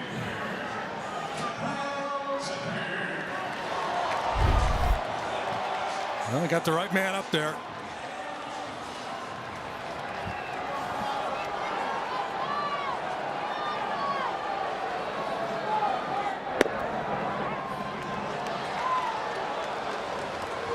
And that's an easy 99.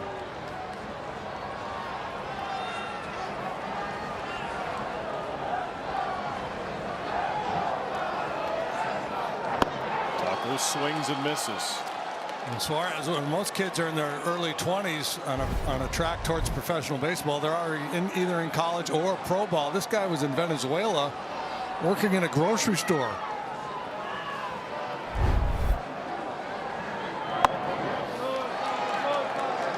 Then he had a friend tell him that you could go play semi-pro ball in Mexico. Not even in the Mexican League, but semi-pro ball, and play well. He said, "Oh, why not? Make a few bucks on the side, play a little hardball." Ooh. Hit out the left. Hayward fighting the wind, and 2 outs. Well, this pitch is middle, but 100 miles per hour. And Kyle just not able to get there in time. Maybe a little underneath.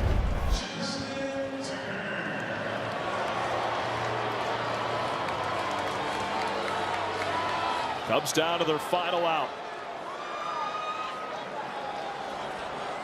Robert Suarez against Justin Turner. Swing and a miss.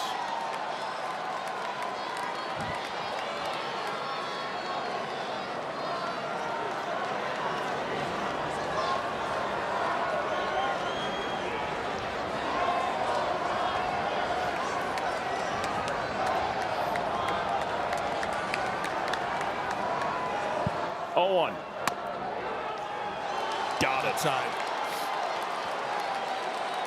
Cubs scored 7 runs in the first 2 innings of this game, and then have failed to score since then. Apparently not dotted.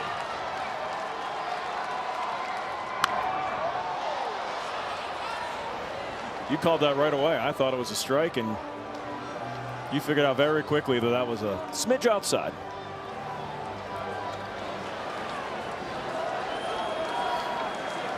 Cubs down to their final strike. 0-2. Turner stays alive.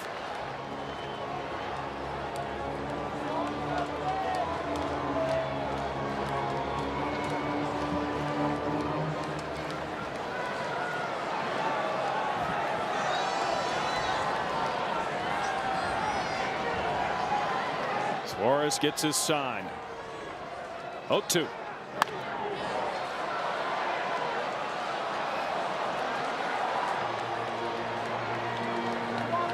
He's pumping one fastball after another in there at 100 miles per hour. Let's see if they try to put a little wrinkle in it.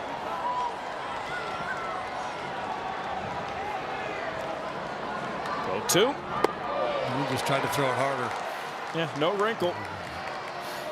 So I'm going to reach back and try to throw in 104. Change the eye level a little bit. Usually throws his changeup fair amount of the time. Nope.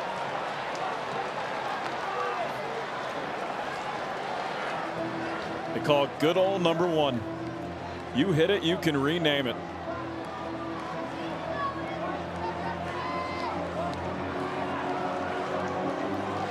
Or at least that's how it's been so far.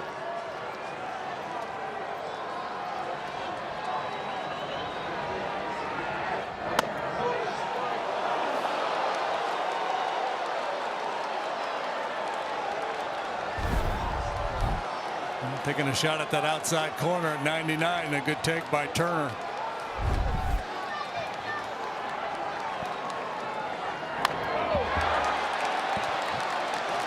This is a fun battle.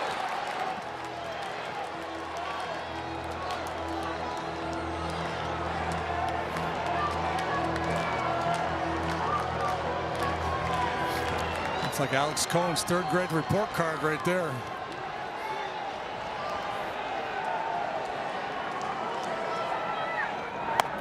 Swing and a miss, strike three.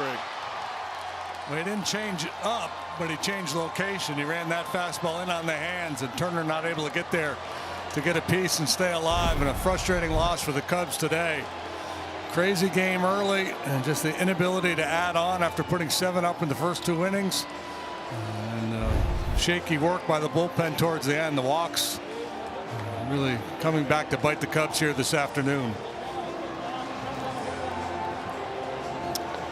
All right, our toast of the game is brought to you by Binny's Beverage Depot. If you can't find it at Binny's, it's probably not worth drinking. Yeah, a loss today for the Cubs, but Kyle Tucker continues his great work. First time up an RBI single. Second time up in the second inning, got a fastball out over the plate and up a little bit, and hit his first home run as a Cub here at Wrigley, and his 5th home run of the season. Another outstanding day for Kyle Tucker. If you can't find it at Binny's, it's probably not worth drinking. Thank you, JD. And tough loss for the Cubs. Final score 8-7. JD, any final words before we duck out of here? I got nothing, man. Just a frustrating, tough loss. Another one of those losses that probably should have been in the W column. All right. For Jim DeShays, Taylor McGregor, and our entire crew, I'm Alex Cohen. Thanks for watching Chicago Cubs baseball here on Marquee Sports Network. Unfortunately, your final score, the San Diego Padres 8 and the Chicago Cubs 7. Tomorrow, Cubs welcome in the Texas Rangers. Justin Steele, Nathan Eovaldi are your scheduled starters. Coverage starts at 5:30 Central Time. Up next, Cubs postgame live with Cole Wright and Cliff Floyd. Gentlemen, take it away. Thank you very much, AC. And what happens when you issue free passes all day long and don't play tidy defense, Cliff? You're going to lose a ball game. Yeah, and that's what One happened. you should win. Yeah, we're going to talk all about it, that and more, coming your way next right here. Stick around for Cubs postgame live.